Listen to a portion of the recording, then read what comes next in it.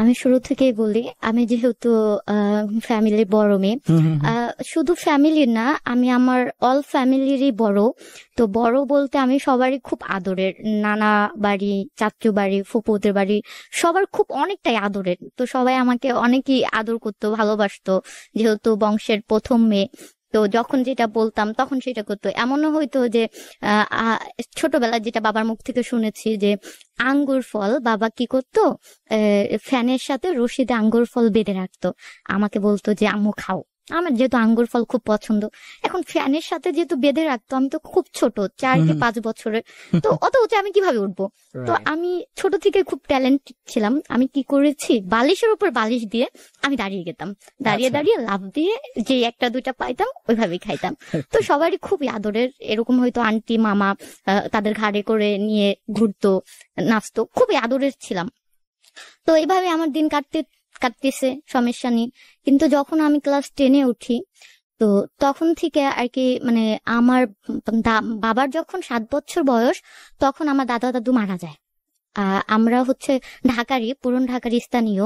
তো আমার দাদু দাদু মারা যাওয়ার পর থেকে আর কি চাচুরা তো বড় ছিল, আমার বাবা হচ্ছে সবার ছোট, চাচুরা হলো চার চার ভাই, আমার আব্বুর এনে 5 জন।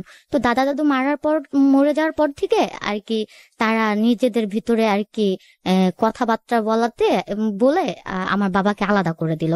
আলাদা করে দিল বলতে তোমার মানে দাদার কালি যে জায়গা জমি ছিল, এটা বড় চাচু আর সেজে চাচু ভোগ করে নিয়ে আমার আব্বুকে আলাদা করে দিল। আলাদা বলতে আমার দাদু বাড়ি যেখানে, সেখান থেকে অনেকটা দূরে গ্রাম অঞ্চলের ভিতরে আর কি আমার বাবাকে জায়গা দিয়ে দিল, বললো তুই ওইখানে যা, ওইখানে যা তোর বাচ্চা বউ নিয়ে থাক।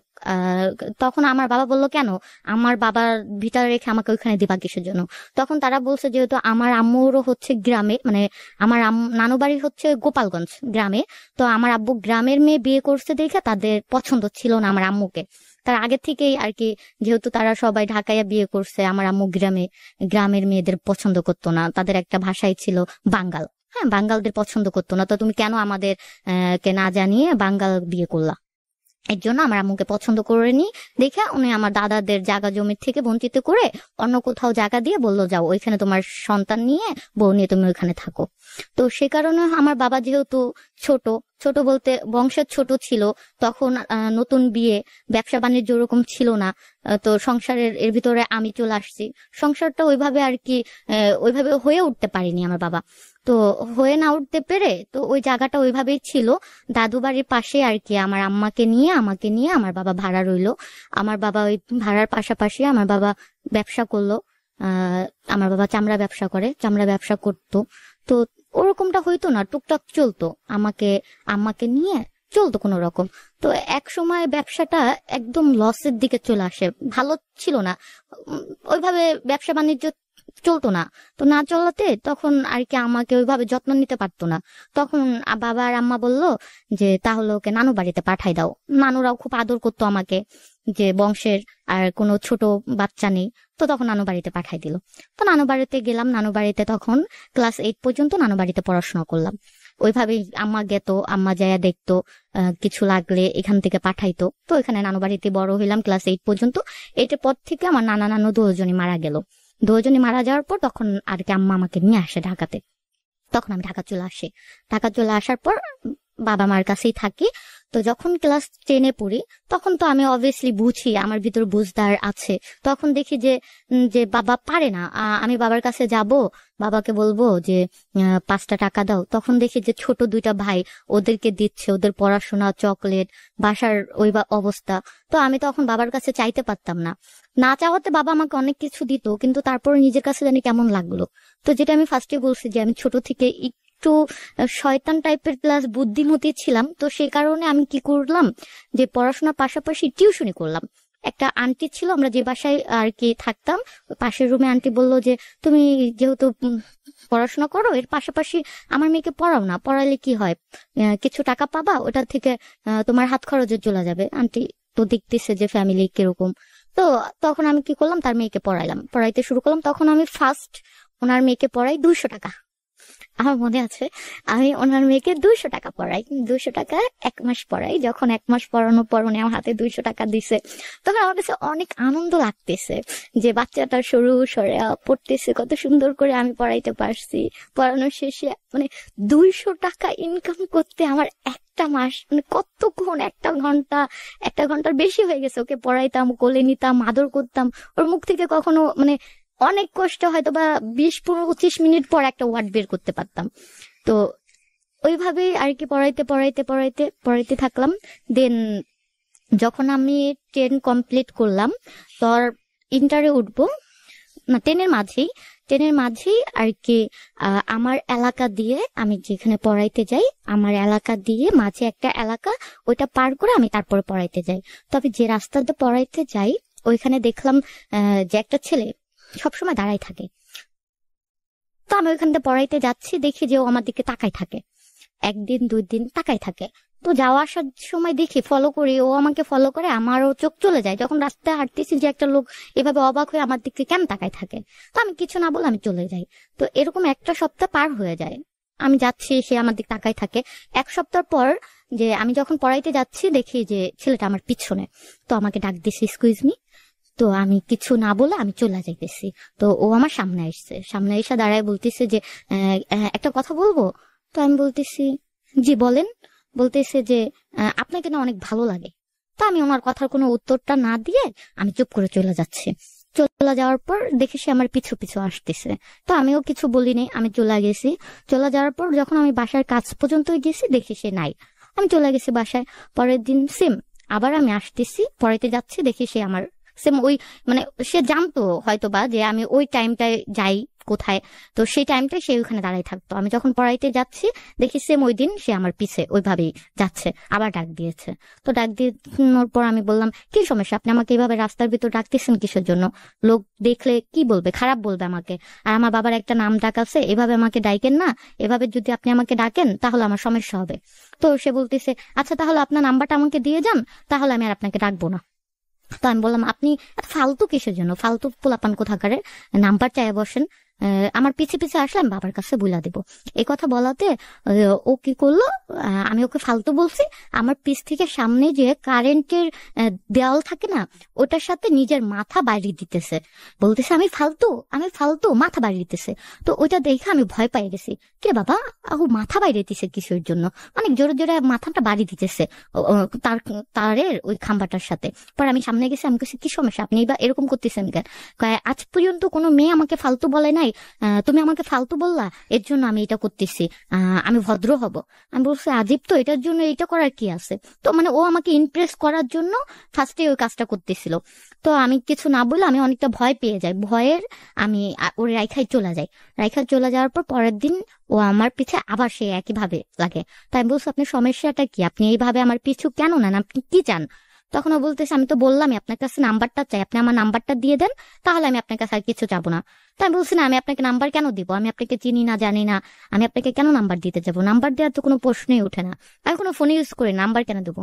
বলেন আপনি ফোন ইউজ করে নাম্বার দেন, তাহলে আপনার পিছু নিবো না। আমি বলি দেখেন আজকে যদি আপনি আমার পিছু আরেকবার নেন, আমি বাসায় যে কিন্তু বাবাকে ডাকিয়ে নিয়ে আসবো। তো আমার বলতেছে যে আমি আজকে আপনার সাথে আপনার বাসা পর্যন্ত যাবো, আপনি আমার বাবাকে ডাক দেন। তো আমি যখন যাচ্ছি ও আমার বাসা পর্যন্তই চলে গেছে। বাসা পর্যন্ত চলে যাওয়ার পর বাসার নিচে রয়েছে। তো আমি দেখে অনেক ভয় পেয়ে গেছি যে আল্লাহ যদি বাসায় আয়া পড়ে বাবারে যদি বইলা দেয় তখন কি হবে। এমনি বাবারে আমি অনেক ভয় পাই, ভয় বলতে ভালোবাসি, সে আমাকে অনেক ভালোবাসে, একটা সম্মান, ভয় তো থাকবেই। তো পরে আমি কিছু না বলে আমি ভিতরে ঢুকে গেছি। তো ও এখানে দাঁড়াই রয়েছে। রাত্রের 11টা বাজে, আমাদের বারান্দা থেকে দেখা যায়। তো রাত্রে 11টা বাজে ওর ফ্রেন্ড আর কি আমার নাম ধরে ডাকতেছে, ইতি আপু, ইতি আপু। তো আমি আর কি শুনতে পাচ্ছি যে কেউ আমাকে ডাকতেছে। তো যখন আমি রুম থেকে বের হয়ে বারান্দায় দাঁড়াইলাম, দেখি যে নিচে ও রাস্তায় শুয়ে আছে। তো আমি বলতেছি যে কি সমস্যা, চিল্লাইছেন কিসের জন্য, আপু নিচে নামেন। আমি বলি নিচে নামবো না। তো আমি যেটা বললাম আমি বাসায় চলে গেছি। তো ওর বন্ধু উপরে উঠছে, উপরে উঠা গেট বাড়ি মারছে, বলতেছে যে পানি হবে। আমি গেট খুলছি, আম্মা খুলে নাই, গেট আমি খুলছি। বলতেছে পানি হবে। তো আমি বলতেছি কি সমস্যা, আপনি উপরে আসছেন কেন? আপু ও তো তোমার গিয়ে কি যেন খাইছে, কি যেন খাইয়া এখন রাস্তায় শুয়ে পড়ছে, কিছু বুঝতেছি না, কথা বলতেছি না, এক গ্লাস পানি দেন, ওর পানি খাওয়াবো।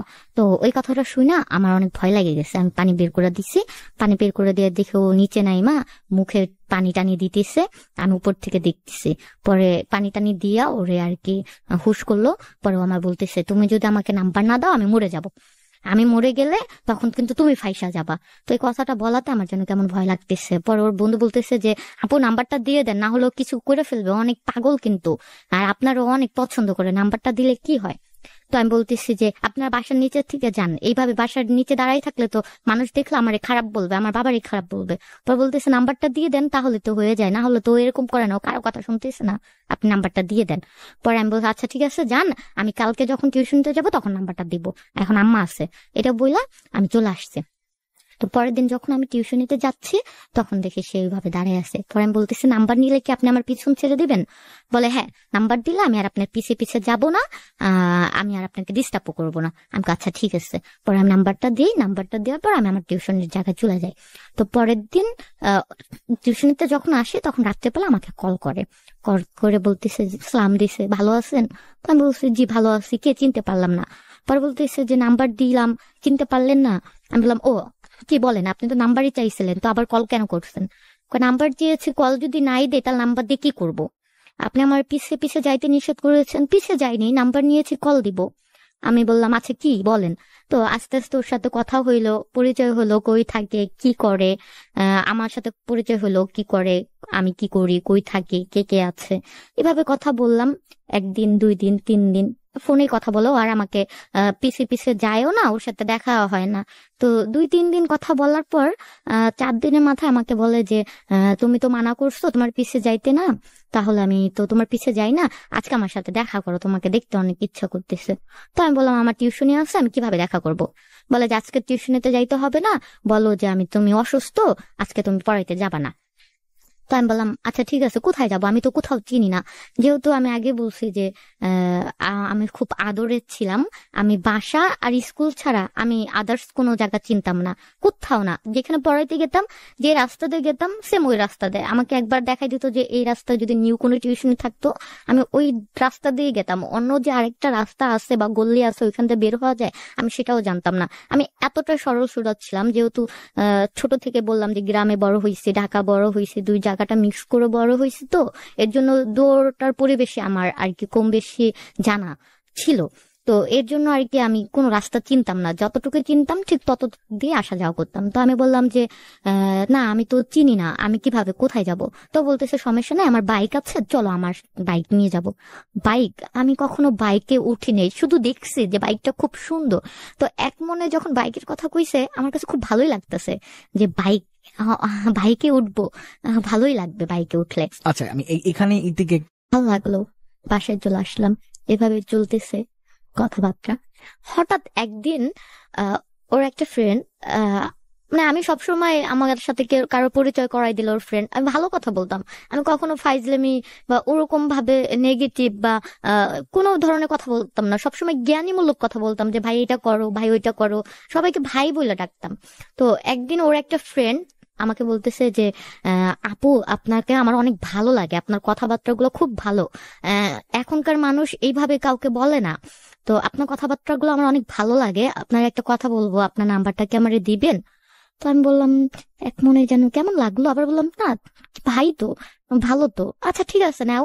তো বলতেছে ভাই আপু আপনার নাম্বারটা যে আমি নিচ্ছি আপনি ভাইকে বলবেন না, আর ওর নাম ছিল মামুন, বলতেছে যে মামুন ভাইকে বলবেন না। তো আমি বললাম আচ্ছা ঠিক আছে বলবো না। তো ও বললো যে আপনাকে আমি রাতে কল দিব। আমি আচ্ছা ঠিক আছে দিও। তো এর মাঝে ছোট্ট একটা কথা গ্যাপ গেছে, যখন আমি 10 কমপ্লিট করে ইন্টারে উঠি তখন আর কি আমি একটা কিন্ডার গার্ডেন স্কুলে জব পাই। তখন আমি টিউশনের পাশাপাশি ওইটাও করতাম, মর্নিং শিফট করতাম, সকাল 7:30টার থেকে 10:30 পর্যন্ত। তো আমাকে ওই ভাইয়াটা যখন বললো যে রাত্রে কল দিব, তো আমাকে রাত্রে কল দিছে। রাত্রে কল দিয়ে বলতেছে যে আপু একটা কথা বলবো, কথাটা শুনলে কষ্ট পায় না, আমার আর সহ্য হইতেছে না, আপনাকে না বলে থাকতে পারতেছি না, আপনি অনেক ভালো, আপনার কথাবার্তা গুলো খুব ভালো, আমি বলতে চাচ্ছি না, সে আমার ভাই, অনেক আদরের ভাই, তার সাথে আমার অনেক বেশি ঘনিষ্ঠ, কিন্তু আমি এই অন্যায়টা হইতে দিতে পারতেছি না। তোর কথাটা শুনে আমার জন্য কেমন মনে হলো। আমি বললাম না ভাই বলো, সমস্যা নাই। তো বলতেছে যে আপু মামুন ভাই তো বিয়ে করছে, ওনার তো ঘরে একটা বউ আছে। তো আমার কথাটা শুই না আমি শর্ট খেয়ে গেছি, কি ফাইজলামি করো? কয় না আপু আমি ফাইজলামি করি না। এটা রিলেশনে কতদিন পরে শুনলেন? এটা 1 মাস। মাই গড। 1 মাস। তো আমি বললাম যে কি বলো? হ্যাঁ। আমি বিলিভ করি না। বলে আপু সত্যি, কিন্তু আপু আপনার পায়ে ধরি, আপনি এই কথাটা ভাইরে বললো না, ভাই আমাকে মাইরা ফেলবে। আমি কেন মারবে? কয় আপনি এখনো ভাইরে চিনেনি না। আমি এটা কেমন কথা? বলে হ্যাঁ। আমি আচ্ছা তুমি মামুনের বাসা চিনো? তো বলতেছে হ্যাঁ আপু আমি মামুনের বাসা চিনি। আমি বলে আমাকে তো বলো তো ওর বাসাটা কোথায় কিভাবে। তো আমাকে ডিটেলসটা বলে দেয় যে এইখানে এইভাবে এইভাবে এই। তো আমি যেহেতু বললাম যে স্কুলে একটা জব পেয়েছিলাম, তো আমার একটা ফ্রেন্ড বেস্ট বলতে আমার পরে যদি কোনো কেউ থাকে তাহলে ওই ফ্রেন্ডটা ছিল, ওর নাম ছিল শারমিন। ও আমার অনেক ক্লোজ। ওর বিয়ে হয়ে গেছে, কিন্তু যখন আমার লাইফে ছিল তখন টোটালি আমার লাইফের সবটাই ওরে শেয়ার করতাম, ও ভালো মন্দ আমাকে বলতো। তো আমি ওর কাছে যা বললাম যে বোন এরকম এরকম ওনাকে বিয়ে করছে। কি বলিস? আমি হ্যাঁ আমি বিলিভ করতিস না, তাহলে চল আমি একটু জানাই। এটা হচ্ছে তোমার 16 শেষের দিকে, 16 শেষ না সরি 16 যেহেতু আমি পার করে 17 শেষের দিকে ডিসেম্বরে আমাদের স্কুল থেকে আমাদের ফিল্ডে পাঠাইছে। তো আমি ওকে বললাম যে চল আমরা ফিল্ডের জন্য মামুনদের বাসায় যাই। তো বলতেছে তুই বাসায় যাবি? আমি হ্যাঁ আমি এটা জানতে চাচ্ছি যে আসলে কি সত্য না মিথ্যা, কতটা সত্য। আমার মিথ্যা একদমই পছন্দ না, কেউ যদি মিথ্যা বলে আমি ওটা আমার অনেক রাগ উঠা যায়, কেন যেন আমার অনেক রাগ উঠা যায়। আর আমি যদি ওটা মিথ্যা হয় সেটা আমি সত্যটা ট্রাই করি। তো আমি বললাম না আমার দেখতে হবে, চল ওই ছেলেটা মিথ্যা বলছে না আসলে কি। তো বলছে কেমন হবে? আমি কিচ্ছু হবে না, আমরা ফিল্ডের ব্যাপারটা নিয়ে যাব। তো আমাকে যেভাবে বলছে আমি সেভাবে গেলাম। 4 তলার ওর বাসা। 4 তলায় আমি উঠলাম। 4 তলায় উঠে আমি কলিং বেল টিপ দিলাম। ফার্স্টে টিপ দেওয়ার পর দেখি যে আমি বললাম যে এটা একটা মহিলা গেট খুলছে। সালাম দিলাম। সালাম দেওয়ার পর বললাম যে আমি এরকম অমুক স্কুল থেকে আসছি, বাচ্চা কোনো প্রাপ্তবয়স্ক বাচ্চা আছে ছোট ভর্তির জন্য। তো বলতেছে না আমার তো কোনো বাচ্চা নেই। আমি আপনার নাম হ্যাপি না? বলে না ওদের ওই রুম। তো আমি অন্য সামনের রুমটা যে আবার কলিং বেল টিপ দিই, তখন ওর বউ গেট খুলে। তো গেট খোলার পর তখন মানে কার বউ? মানে আপনার যিনি বয়ফ্রেন্ড? হ্যাঁ ওর বউ গেট খুলে। ওকে। তো আমি বললাম সালাম দিলাম, উত্তর দিল। আমি বললাম যে আমরা এরকম স্কুল থেকে আসছি, কোনো বাচ্চা আছে ভর্তির জন্য, আমাদের স্কুলটা এরকম এরকম বলতেছি। তো বলতেছে যে আপু বাচ্চা আছে আমার দেওর, আমি তো জানি না, আমার শাশুড়িকে ডাক দিই। তো আমি এই কথাটা শুনে আমি বললাম যে আপনার নাম কি হ্যাপি? ওর ফ্রেন্ড বইলা দিছে যে ওর বোন নাম কি। তো আমি বলছি আপনার নাম কি হ্যাপি? তো মেয়েটা বলতেছে হ্যাঁ আমার নাম হ্যাপি। আপনি কিভাবে জানেন? আপনি কি মামুন ভাইয়ের বউ? বলে হ্যাঁ। আমি তো ওনাকে কে না চিনে, উনি এলাকার এমন একটা ভাই, সবাই তাকে চিনে। তো মেয়েটা হাইসা দিছে, বলতেছে ও আপু তাহলে দাঁড়ান আমি আমার শাশুড়িকে পাঠাই, শাশুড়ি বলতে পারে, আমি বলবো কিভাবে। তো আমি দাঁড়াই আসছো না, শাশুড়ি বের হয়ে আসছে। বলছে কি কি কি সমস্যা, এত সকালে কিসের জন্য? তো আমি সালাম দিয়ে বলতেছি যে আন্টি এরকম কোনো বাচ্চা আছে? বলতেছে না আমার ছেলে ভালো একটা স্কুলে পড়ে, তোমরা শুধু টাকা খাওয়ার ধান্দায় থাকো, যাও যাও। তো এই কথা বলাতে আমি আর কিছু বলি না, ওর মহিলা চলে গেছে। পর ওনার ওয়াইফ ওর বউ বের হয়ে এসে বলতেছে যে আপু কিছু মনে করে না, আমার শাশুড়ি এরকমই। তো আমি বলতেছি যে আপনাদের বিয়ে হয়েছে কতদিন? তো বলতেছে আমাদের বিয়ে হয়েছে 1.5 বছর হইতেছে। আমি বললাম 1.5 বছর হয়ে গেছে? বলে হ্যাঁ। বাবু নেই কোনো? বাবুকে দেখতেছি না। পরে হাইসা দিছে, বলে না আপু 1.5 বছর হয়েছে। তো আমি কথা বলার পর আমি আচ্ছা ঠিক আছে ভালো থাকেন, আসবো আবার। তো বলতেছে আচ্ছা ঠিক আছে আপু আইসেন। এই কথা বলে আমি চলে গেছি। মানে যখন আমি 4 তলা থেকে 3 তলার নামছি, সেই মুহূর্তটা আমার মনে হয়েছে যে আমার দুনিয়াটা পুরো ঘুরতেছে। তো আমি তখন কিছু না বললাম, আমি মানে কারেন্টের শর্ট খেলে মানুষ যেমন মূর্তির মতো দাঁড়িয়ে যায়, আমি সেম ওইভাবে দাঁড়িয়ে গেছি। তো আমার ফ্রেন্ড ও আমার কিছু না বললে, মানে ও আমার কিছু বলবে সেই ভাষাটা ওর কাছে নিয়ে, তো ও আমাকে শুধু একটাই কথা বললো যে দেখ মানুষের লাইফে অনেক কিছু হয়, এর জন্য যদি এখন তুই কিছু করতে যাস তোর ফ্যামিলির কি হইব, তোর ফ্যামিলির কেউ নাই। ও একা ছিল, আমিও একা, আর ওর লাইফেরও আমি কিছু জানি। তখন ওর লাইফের কিছু একটা আমাকে বললো যে দেখ আমি তো এখন স্ট্রং আছি, তুই কিছু করিস না, তুই একটা কাজ কর, তুই মনে কর যে তুই রাস্তা চলতে গেছিস, অ্যাক্সিডেন্ট হয়ে তোর পা ভেঙে গেছে, এরপরেরটা তুই ঘুমাই আসুস, শুয়ে আসুস, এর বাকিটা তোর রাস্তা ঠিক হয়ে যাবো। তো আমি যেহেতু এইভাবে ঠিক আছি, তুইও ঠিক হয়ে যাবি। তো এই কথাটা বলার পর নিজের ওই মুহূর্তে বুঝটা দিয়ে আমি ওইখান থেকে বের হয়ে আসি। বের হয়ে আসার পর 2-3 দিন আমার ফোন টোন সব অফ, আমার কারোর সাথে যোগাযোগ নাই, টিউশনই নাই, স্কুল নাই, কিছু না বলতে পাইরা তখন আমি শুধু এমনটা হইতাম যে বাসায় কান্না করতে পারতাম না। কান্না করব কিভাবে, কান্না করব, কান্না করার কোনো সিচুয়েশন ছিল না। আম্মা দেখবে, বাবা দেখবে, ভাই দেখবে। তখন ওয়াশরুমে ঢুকতাম, ওয়াশরুমে ঢুকে মুখের ভিতর ওড়না দিতাম, ওড়না দিয়ে তারপর কান্না করতাম। কান্না কইরা তারপর চোখে মুখে অনেক পানি দিতাম যাতে চোখ না লাল দেখা দেয়। খুব বেশি কান্না কইরা তারপর চোখটা ধুইয়া ওয়াশরুম থেকে আধা ঘন্টা পর বের হইয়া তারপর ঘুমাই থাকতাম। আমাকে বলতাম আমার ভালো লাগতেছে না, জ্বর আসছে, আমি শুয়ে থাকি। তো 4-5 দিন পর যখন ফোন অফ, টোটালি অফ, আমাকে দেখে না, ও আমার বাসার নিচে আইসা ওর ফ্রেন্ড সাইকেল দাঁড়া করে রাখছে যে কখন আমি বের হই, কখন আমি আসি, এই তথ্যগুলো ওর দেওয়ার জন্য। তো 4 দিন পর আমি বের হই, বের হইয়া আমার ফ্রেন্ড ও আমাকে বুঝায়, শারমিন যার নাম বললাম, ও আমাকে অনেক বুঝায়, আমার বাসায় আসে এসব বুঝায় যে দেখ এমন করিস না, স্কুলে যাস না, টিউশনেতে যাস না, এমন করলে কি হইব, অসুস্থ হয়ে পড়বি, এখন যেটা হওয়ার হয়ে গেছে, এখন ও একটা ঘরে বউ আছে, তুই একটা মেয়ে হইয়া কিভাবে একটা মেয়ের সংসার নষ্ট করবি, তুই আগে বল যে ও একটা মেয়ে, এখন কি হয় এরকম হলো, ওর ছেলে খারাপ, ওর নেচার ভালো না, এর জন্য এরকম, যে যার ঘরে বউ আছে, যে দেখে যে একটা মেয়ে থাকার পর আরেকটা মেয়ের সাথে যদি এরকম করতে পারে, তাহলে তুই সেটা বোঝ যে ছেলেটা কত খারাপ হয়। তো এভাবে অনেকটা বোঝার পর আমি কোনোভাবে নিজেকে সামলাইয়া আমি 4 দিনের মাথায় আমি টিউশনিতে বের হই। তো বের হয়ে দেখি নিচে ওর ফ্রেন্ড সাইকেল দাঁড়ায় আছে। তো আমাকে ডাক দিয়ে বলছে, আপু আপনি কইছিলেন মামুন ভাই আপনাকে খুঁজতেছে, আমাদেরকে দাঁড়া করা রাখছে, আপনাকে দেখি না, উপরে উঠতে পারতেছি না ভয়ে। তো আমি কাউরে কিছু ভালো মন্দ না বললাম, আমি চলে যাই টিউশনিতে। তো টিউশনিতে যাওয়ার পর ওরে মনে হয় ফোন দেয়, মাঝ রাস্তায় আমার সামনে এসে দাঁড়ায়, বলে যে কি হয়েছে, আমি সব শুনতে পারছি, তোমার পায়ে ধরে আমাকে 5টা মিনিট টাইম দাও, 5টা মিনিট, জাস্ট 5টা মিনিট টাইম দাও, এরপরে তুমি চলে যাও।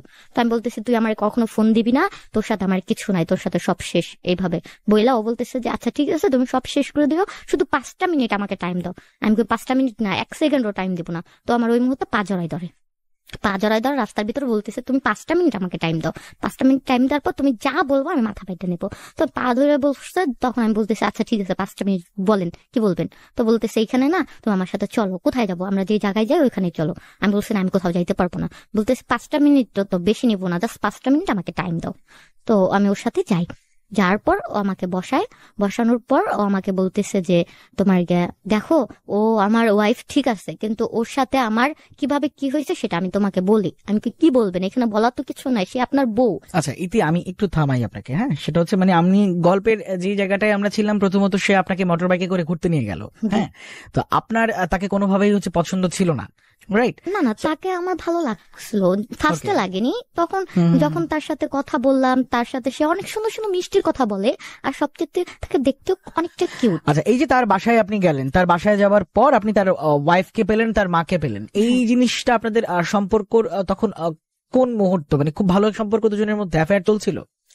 ওই যে 1 মাস পর, 1 মাসে যতটুকু চলে চলে, তখন হয়েছে 1 মাস, মানে মোটামুটি একটা ভালো রিলেশন ছিল। মোটামুটি ছিল। আচ্ছা, তারপর কোথায় নিয়ে গেল আপনাকে? আমরা যে জায়গায় যা কথাবার্তা বলি সেখানে আবার গেলাম, যাওয়ার পর আমাকে বলতেছে যে 5টা মিনিট টাইম দাও। তো আমার বলতেছে দেখো ওর সাথে আমার কিভাবে কি হয়েছে এই ব্যাপারটা আগে জানো। তো আমি বললাম এখানে জানার কি আছে, সে আপনার ওয়াইফ, এর বড় কিছু তার না। হ্যাঁ সে আমার ওয়াইফ ঠিক আছে, কিন্তু কিভাবে হয়েছে এটা জানা তোমার অধিকার আছে। আমি আমার কোনো অধিকার নাই। ও বলতেছে আমাকে 5টা মিনিট সময় দাও, আমি তোমাকে 5টা মিনিট বলি, দেন তুমি উত্তর দিও। আমি আচ্ছা ঠিক আছে বলেন। বলে যে দেখো আমি যখন ক্লাস 5-এ পড়তাম তখন আমার একটা রিলেশন ছিল। 5-এ পড়তা একটা রিলেশন ছিল, 5-এর ছেলের আবার রিলেশন থাকে কিভাবে? তো বলতেছে রিলেশন বলতে আমার একটা মেয়েকে ভালো লাগতো, ওরা ছিল 4 তলায় আর মেয়েটা ছিল 5 তলায়, খেলাধুলা স্কুলে যাওয়া সব একসাথেই ছিল। তো 5-এ তো ওইভাবে বুঝতাম না। তো যখন আমি 7 পার হই তখন আর কি বুঝা শুরু করি যে না কিছু একটা চলতেছে। আর এখনকার যুগে তো আমি তো এইভাবে নাটক আর মিথ্যা কথা আমার সামনে বললেন না আপনি, এগুলা নাটক সাজাইলে আর কোনো কাজ হবে না। তো বলতেছে আমাকে তো 5টা মিনিট টাইম চাইছি, 5টা মিনিট টাইম আমাকে আগে দাও। তা বললাম আচ্ছা ঠিক আছে বলেন। তো বলতেছে যে তখন থেকে একটা মেয়ের সাথে রিলেশন ছিল, তো আমি যখন ক্লাস 7-এ উঠি তখন আর কি মেয়ের ফ্যামিলি জানাজানিতে ওই মেয়েকে বিয়ে দিয়ে দেয়। আমি ক্লাস 7-এ থাকতে বলে হ্যাঁ। তো তারপরে আর কি আমি কি করব বুঝতেছিলাম না, তখন আর কি ওনার এখন মানে যে বউ হ্যাপি ওর সাথে আর কি সম্পর্ক হয়। সম্পর্ক হওয়ার পর ওই মেয়ে নাকি ওকে তাবিজ করে বিয়ে করে ফেলে। এটা আবার কেমন কথা, আচ্ছা। তাবিজ করে আবার বিয়ে করে কিভাবে? কয় হ্যাঁ তাবিজ করে আমাকে সিলেট নিয়ে যায়, সিলেট নিয়ে আমাকে বিয়ে করে ফেলায়। আমার বাসায় আমি কাউকে জানাই না। দেন 15 দিন পর আমার বাবা মা পাগল হয়ে যায়। 15 দিন পর আমার হুঁশ আসে, তখন আমি ফোন দিয়ে আমার বাবা মা বলি যে আমি এরকম বিয়ে করে ফেলছি। তো বাবা মা বলে যে আসো তুমি বউ নিয়ে বাড়িতে আসো, পরে দেখতেছি। আমি বলে এটা আমি কখনো বিলিভ করি না। তো বলতেছে আচ্ছা বিশ্বাস করো না, তুমি চলো আমার বাসায় চলো, আমার আব্বা আম্মার সামনে কথা বলবো, আমার আব্বা আম্মা বললে তো বিশ্বাস করবা। তো এই কথাটা শুই না আমার যেন কেমন মনে হইলো যে বাবা মা, বাবা মা, হ্যাঁ হতে পারে, বাবা মা তো কখনো মিথ্যা বলবে না। আর ওর সাথে ওর ঘরে ওর বউ আছে, প্লাস আমি যদি যাই, ও একটা বাবা মা যেরকম নর্মালি আমার বাবা মা, আমি যদি ওকে নিয়ে যাই, আমার বাবা মা তো আগে আমাকে ঝাড়ুতে পিটাবে, পরে ওকে পিটাবে। তো আমি ভাবলাম যে এটাই প্লাস পয়েন্ট। হ্যাঁ আমি তোমার বাসায় যাবো, তোমার বাবা মার কাছে যাবো, তোমার বাবা মা যদি বলে ওকে ঠিক আছে তাহলে আমি কিছু ভাবতে পারবো। তো বলতেছে তাহলে আমার একটা দিন টাইম দাও। আমি কেন একটা দিন কেন? বলে আমার বউরে ওর বাপের বাড়ি পাঠায়, ও থাকলে তো অনেক ভেজাল হবে, তুমি ও বাপের বাড়ি গেলে আমার আম্মা আমার আব্বার সামনে তুমি কথা বললো। আমি বললাম আচ্ছা ঠিক আছে। তো বলছে আচ্ছা। তো ওই দিন চলে আসছি, ওই দিন আর কোনো কথাবার্তা হয় নাই, ফোন টোন অফ করে রাখছি। পরের দিন ও আমাকে ফোন দিয়েছে, পরের দিন আমি ফোন ওপেন করছি, বলতেছে আসো। তখন হচ্ছে বিকাল, আমি টিউশনের জন্য গেছি। তো যাওয়াতে আমার ওই ফ্রেন্ডকে নিয়ে গেছি, শারমিন, ওরে নিয়ে গেছে। ওরা এসব বলছে যে বোন এইগুলা। তো বলতেছে যে আমি বললাম যে একটা বাবা মা তো এরকম বলতে পারে না। বলতেছে যে আচ্ছা ঠিক আছে তাহলে চল। তো ওর সাথে আমি সেম ভাবে গেছি ওর বাসায়। ও বাসায় যা দেখে ওর আম্মা বৈশা রয়েছে, যে ওর আম্মাকে সালাম দিলাম। ওর আম্মাকে সালাম দেওয়ার পর মা বললো বসো, মা আসতো। তো ওর আম্মা মুড়ি ভর্তা, তারপরে নাস্তার আইটেম অনেকগুলো নাস্তা আইনা আমারে দিল, আমি খাইলাম। আমরা খাওয়ার পর বলতেছে যে নাম কি, কোথায় থাকো? ওর বাবা বলতেছে। তো আমি আমার বাবার নাম বললাম, পরিচয় দিলাম। ওর বাবা চিনতে পারছে, বলো ও তুমি তো ওর মেয়ে, আচ্ছা আচ্ছা ঠিক আছে বসো বসো, তাহলে তো আমাদের আত্মীয় হয়ে যাও। এভাবে আর কি ওর বাবা ওর মা কথা বলতেছে। তো বলতেছে আমি কই দেখেন অনেক কথা হয়েছে, আমি যে জন্য আসছি, আমি এভাবে টিউশনিতে যাই, স্কুলে যাই, আপনার ছেলে আমাকে অনেক ডিস্টার্ব করে, এভাবে আমার পিছনে এইভাবে মাথা তার খাবার সাথে বাইরে আমাকে ইমপ্রেস করে। তারপর রাস্তার ভিতরে এভাবে কি টি খাইয়া শুয়ে থাকে, আমার বাসার নিচে লোক দাঁড়া করে রাখে। এভাবে আমার বাবার একটা নাম আছে না, এভাবে তো সমস্যা হবে। আমাকে বাসায় যদি বন্ধ করে রাখে, যদি বাইরে বের হইতে না দেয়, তখন কি হবে? তো আপনার ছেলেকে বললেন যাতে এইভাবে আমার পিছু না নেয়। আর একটা ঘরে বউ থাকতে আপনারা কিরকম, আর সেই বউটাই বা কিরকম যে হাজবেন্ডকে এভাবে ছাড়া দেয়, আপনারা ছেড়ে দেন। একটা বউ থাকতে ছেলে কত খারাপ হবে। এভাবে অনেক বড় বড় মানে চিল্লাইয়া ওনাদের অনেকগুলো কথা বলছি। অনেকগুলো কথা বলার পর উনি আমাকে মানে ওর মা আমাকে বলতেছে যে মা দেখো আসলে ব্যাপারটা হয়েছে কি, ওই মেয়েকে ও বিয়ে করতে চায় নাই। কেন? আমি বললাম কেন, ওকে জোর করে বিয়ে করছে নাকি? কয় হ্যাঁ ওই মেয়ে ওকে জাদু টানা করে বিয়ে করছে, আমাদেরকে না জানায় ওকে সিলেট নিয়ে যায়, এইভাবে জাদু টানা করে বিয়ে করছে। বিয়ে করে আমার ছেলেকে 15 দিন পাই না, 15 দিন পর আমার ছেলে আসছে, আয়সা দেখি যে এই অবস্থা। পরে কি করব, বিয়ে করে ফেলছে, কিছু তো করার নেই। পরে দেখি যে মেয়ে হচ্ছে বাজে ছেলেদের সাথে চলাফেরা করে, বাজে ভাবে নেশা পানি করে। আমি বলি এটা আবার কেমন কথা? এই মেয়েকে তাহলে আপনারা ছেড়ে দেন না কেন? এরকম মেয়ে যদি হয় তাহলে রাখছেন কিসের জন্য? বলে যে ছাড়তে পারতেছি না, যেহেতু বিয়ে করে ফেলছে, ছাড়ি কিভাবে? ছাড়ার জন্য তো কোনো ইস্যু লাগবে, ইস্যু তো পাই না। আমি বলতেছি যে এটা কেমন কথা, এটা আমি বিশ্বাস করি না। আপনার ছেলে যা করুক বা ছেলের বউ যাই করুক সেটা আমার দেখার বিষয় না। আপনার ছেলে যেন আমার পিছে না নেয়, তাহলে আমার বাবার কাছে বলে দিব। পরে বলতেছে যে মা তোমার হাতে ধরে এই বউরে আমরা রাখতে চাই না, এই বউরে ডিভোর্স দিয়ে দিতে চাই, শুধু প্রমাণের আশায় আছি। তুমি শুধু দেখো, আলমারি খুলে দেখাইতেছে যে দেখো কত কিছু দিয়া রাখছি, শাড়ি গয়না, এগুলা মেয়ে সব নিয়ে চুরি করে চলে যায় আমাদের। আমি যখন বাড়িতে থাকি না, ওরা একা রেখে দেয়, এগুলো চুরি করে নিয়ে যায়। তো এই কথা মা বাবার কথাগুলো শুই না, আমার কাছে এক মুহূর্তে মনে হইতেছে যে আসলে মেয়েটা মনে হয় এরকম। তখন আমি আর কিছু না বললে চলে আসি। চলে আসার পর আমার বান্ধবীর সাথে আলোচনা করি যে বোন এরকমটা, একটা বাবার একটা মা কখনো তো ছেলে সাপোর্ট নিবে না আর মিথ্যা বলবে না, আসলে মনে হয় মেয়ে এরকম। পরে ও আমার ফোন দিল, ফোন দিয়ে বলো শুনছো এখন তোমার ডিসিশন কি? আমার কোনো ডিসিশন নাই, আমি আগে মেয়েটার সাথে চলাফেরা করব, আমি আগে দেখবো যে আসলে কি তোমার বাবা তোমার মার কথা ঠিক কিনা। তো বলতেছে আচ্ছা ঠিক আছে তাহলে আমি কই তোমার বোন নাম্বার দাও। তো পরে ওর বোন নাম্বার দিছে, ফেসবুক আইডি দিছে। তো আমি ওর বোর সাথে ফ্রেন্ডলি ভাবে আর কি প্রথমে মেসেজ করছে, হাই হ্যালো আপু চিনতে পারছো কিনা। পরে বলে যে না। আমি বললাম ওই যে আসছিলাম তোমার বাসায় বাচ্চার জন্য, ভর্তি করার জন্য। পরে বললো হ্যাঁ হ্যাঁ চিনছি। এভাবে ওর বউর সাথে একে দুয়ে কথা বললাম। কথা বলার পর ওর বউকে আমি বললাম যে চলো আমরা একদিন মিট করি। তো আমাকে বলতেছে যে আমি তো শ্বশুর বাড়িতে থাকি, বোন বের হইতে দেয় না। তো আমি বললাম বাপের বাড়ি যাও, বাপের বাড়িতে চলো বের হই, আমি কোথাও চিনি না, তোমার সাথে একদিন দেখা করছি আর দেখা করলাম না, কথা বললাম না। তো এইভাবে ওর বউর সাথে আমার ভালো একটা ফ্রেন্ডলি হয়ে যায়। ফ্রেন্ডলি হওয়ার পর ওর বউ একদিন ওর বাবার বাড়িতে যায়। বাবার বাড়িতে যাওয়ার পর আমাকে কল দেয়, বলে যে ইতি ঘুরতে যাবা? তো আমি বললাম হ্যাঁ চলো। কোথায় যাবা? পরে যে চলো যাই। তো বলতেছি ইতি আচ্ছা, আমি আগে একটু মিস করছি যে এটা বলতে পারিনি, ভুলে গেছি। সেটা হচ্ছে আমি আগে অলওয়েজ বোরখা পরে থাকতাম, হেজাব বাইরে থাকতাম, মানে এটা আমার থাকতো, বোরখা পরি বা না পরি হেজাব সবসময় আমার অলওয়েজ মাথায় থাকতো, আমি কখনো হেজাব খুলতাম না। তো ওর ওয়াইফ আমাকে বলতেছে যে ইতি আজ হেজাব আর বোরখা পরে আইসো না, আজ ওয়েস্টার্ন ড্রেস পরে আসো। তো আমি বললাম ওয়েস্টার্ন ড্রেস আবার কি, এটা তো আমি চিনি না। আচ্ছা। তো ও বলতেছে কি বলো? আমি হ্যাঁ আমি তো বোরখা ছাড়া কখনো বের হই না। তো বলতেছে আচ্ছা ঠিক আছে সমস্যা নাই, তুমি বোরখা পরে আসো আমার বাসায়, আমি তোমাকে আমার ড্রেস দিব। আমি বললাম আচ্ছা ঠিক আছে। তো আমি শারমিনকে বললাম যে শারমিন চল। তো বলতেছে আচ্ছা চল যাই। তো ওর বাসায় যাওয়ার পর ওর 2টা ড্রেস দিল, আমাকেও দিল শারমিনকেও দিল। আমরা ওয়েস্টার্ন ড্রেস পরলাম। ওয়েস্টার্ন ড্রেস পরার পর ও আমাদেরকে নিয়ে গেল। নিয়ে যাওয়ার পর ও আমাদেরকে নিয়ে গেল ধানমন্ডিতে। ধানমন্ডিতে গেলাম। ধানমন্ডিতে যাওয়ার পর একটা রেস্টুরেন্টে বসলাম। বসার পর অনেক কিছু অর্ডার দিল। আচ্ছা ঠিক আছে, অনেক কিছু অর্ডার দিল, খাইলাম। খাওয়ার পর এর ভিতরে দেখছি 3-4টা ছেলে আসছে। ছেলে আসার পর পরিচয় করাই দিল, পরিচয় হইলাম। পরিচয় হওয়ার পর বলতেছি ইতি চলো আমরা অন্য কোথাও যাই। কোথায়? আমরা তো কোথাও চিনি না। আমি আছি না, চলো। তো গেলাম ওর সাথে। ওর সাথে যাই দেখলাম একটা ফ্ল্যাটের ভিতরে আমাদেরকে নিল। ফ্ল্যাটের ভিতরে আমি এখানে কেন? ও বলে এটা আমার ফ্রেন্ডের বাসা, তো ফ্রেন্ড আসবে, তো আমরা এখানে বসি। আমি আচ্ছা ঠিক আছে তোমরা 2জন বসো, আমি ওর কাছে থেকে আসে। তো আমাদের বারান্দার সাইডে বসাইয়া ও ভিতরে রুমে গেল। ভিতরে রুমে যাই আর আসে না। তো আমি শারমিনকে বলতেছি কি শারমিন ও আসে না কিসের জন্য? আর ওই ছেলেদের সাথে ও কেমন কেমন ভাবে তুই তুই করে হাত দিয়ে কথা বলতেছিল। তো বলতেছে যে তুই যাইয়া দেখতো। আমি তাহলে তুই বয়স। মানে শারমিন ছিল একটু নরম ভদ্র টাইপের, তো চুপচাপ টাইপের ছিল।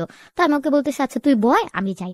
তো আমি যাইয়া দেখি যে ওরা আর কি 3টা ছেলে আর ও ফ্লোরে বসে নেশা করতেছে।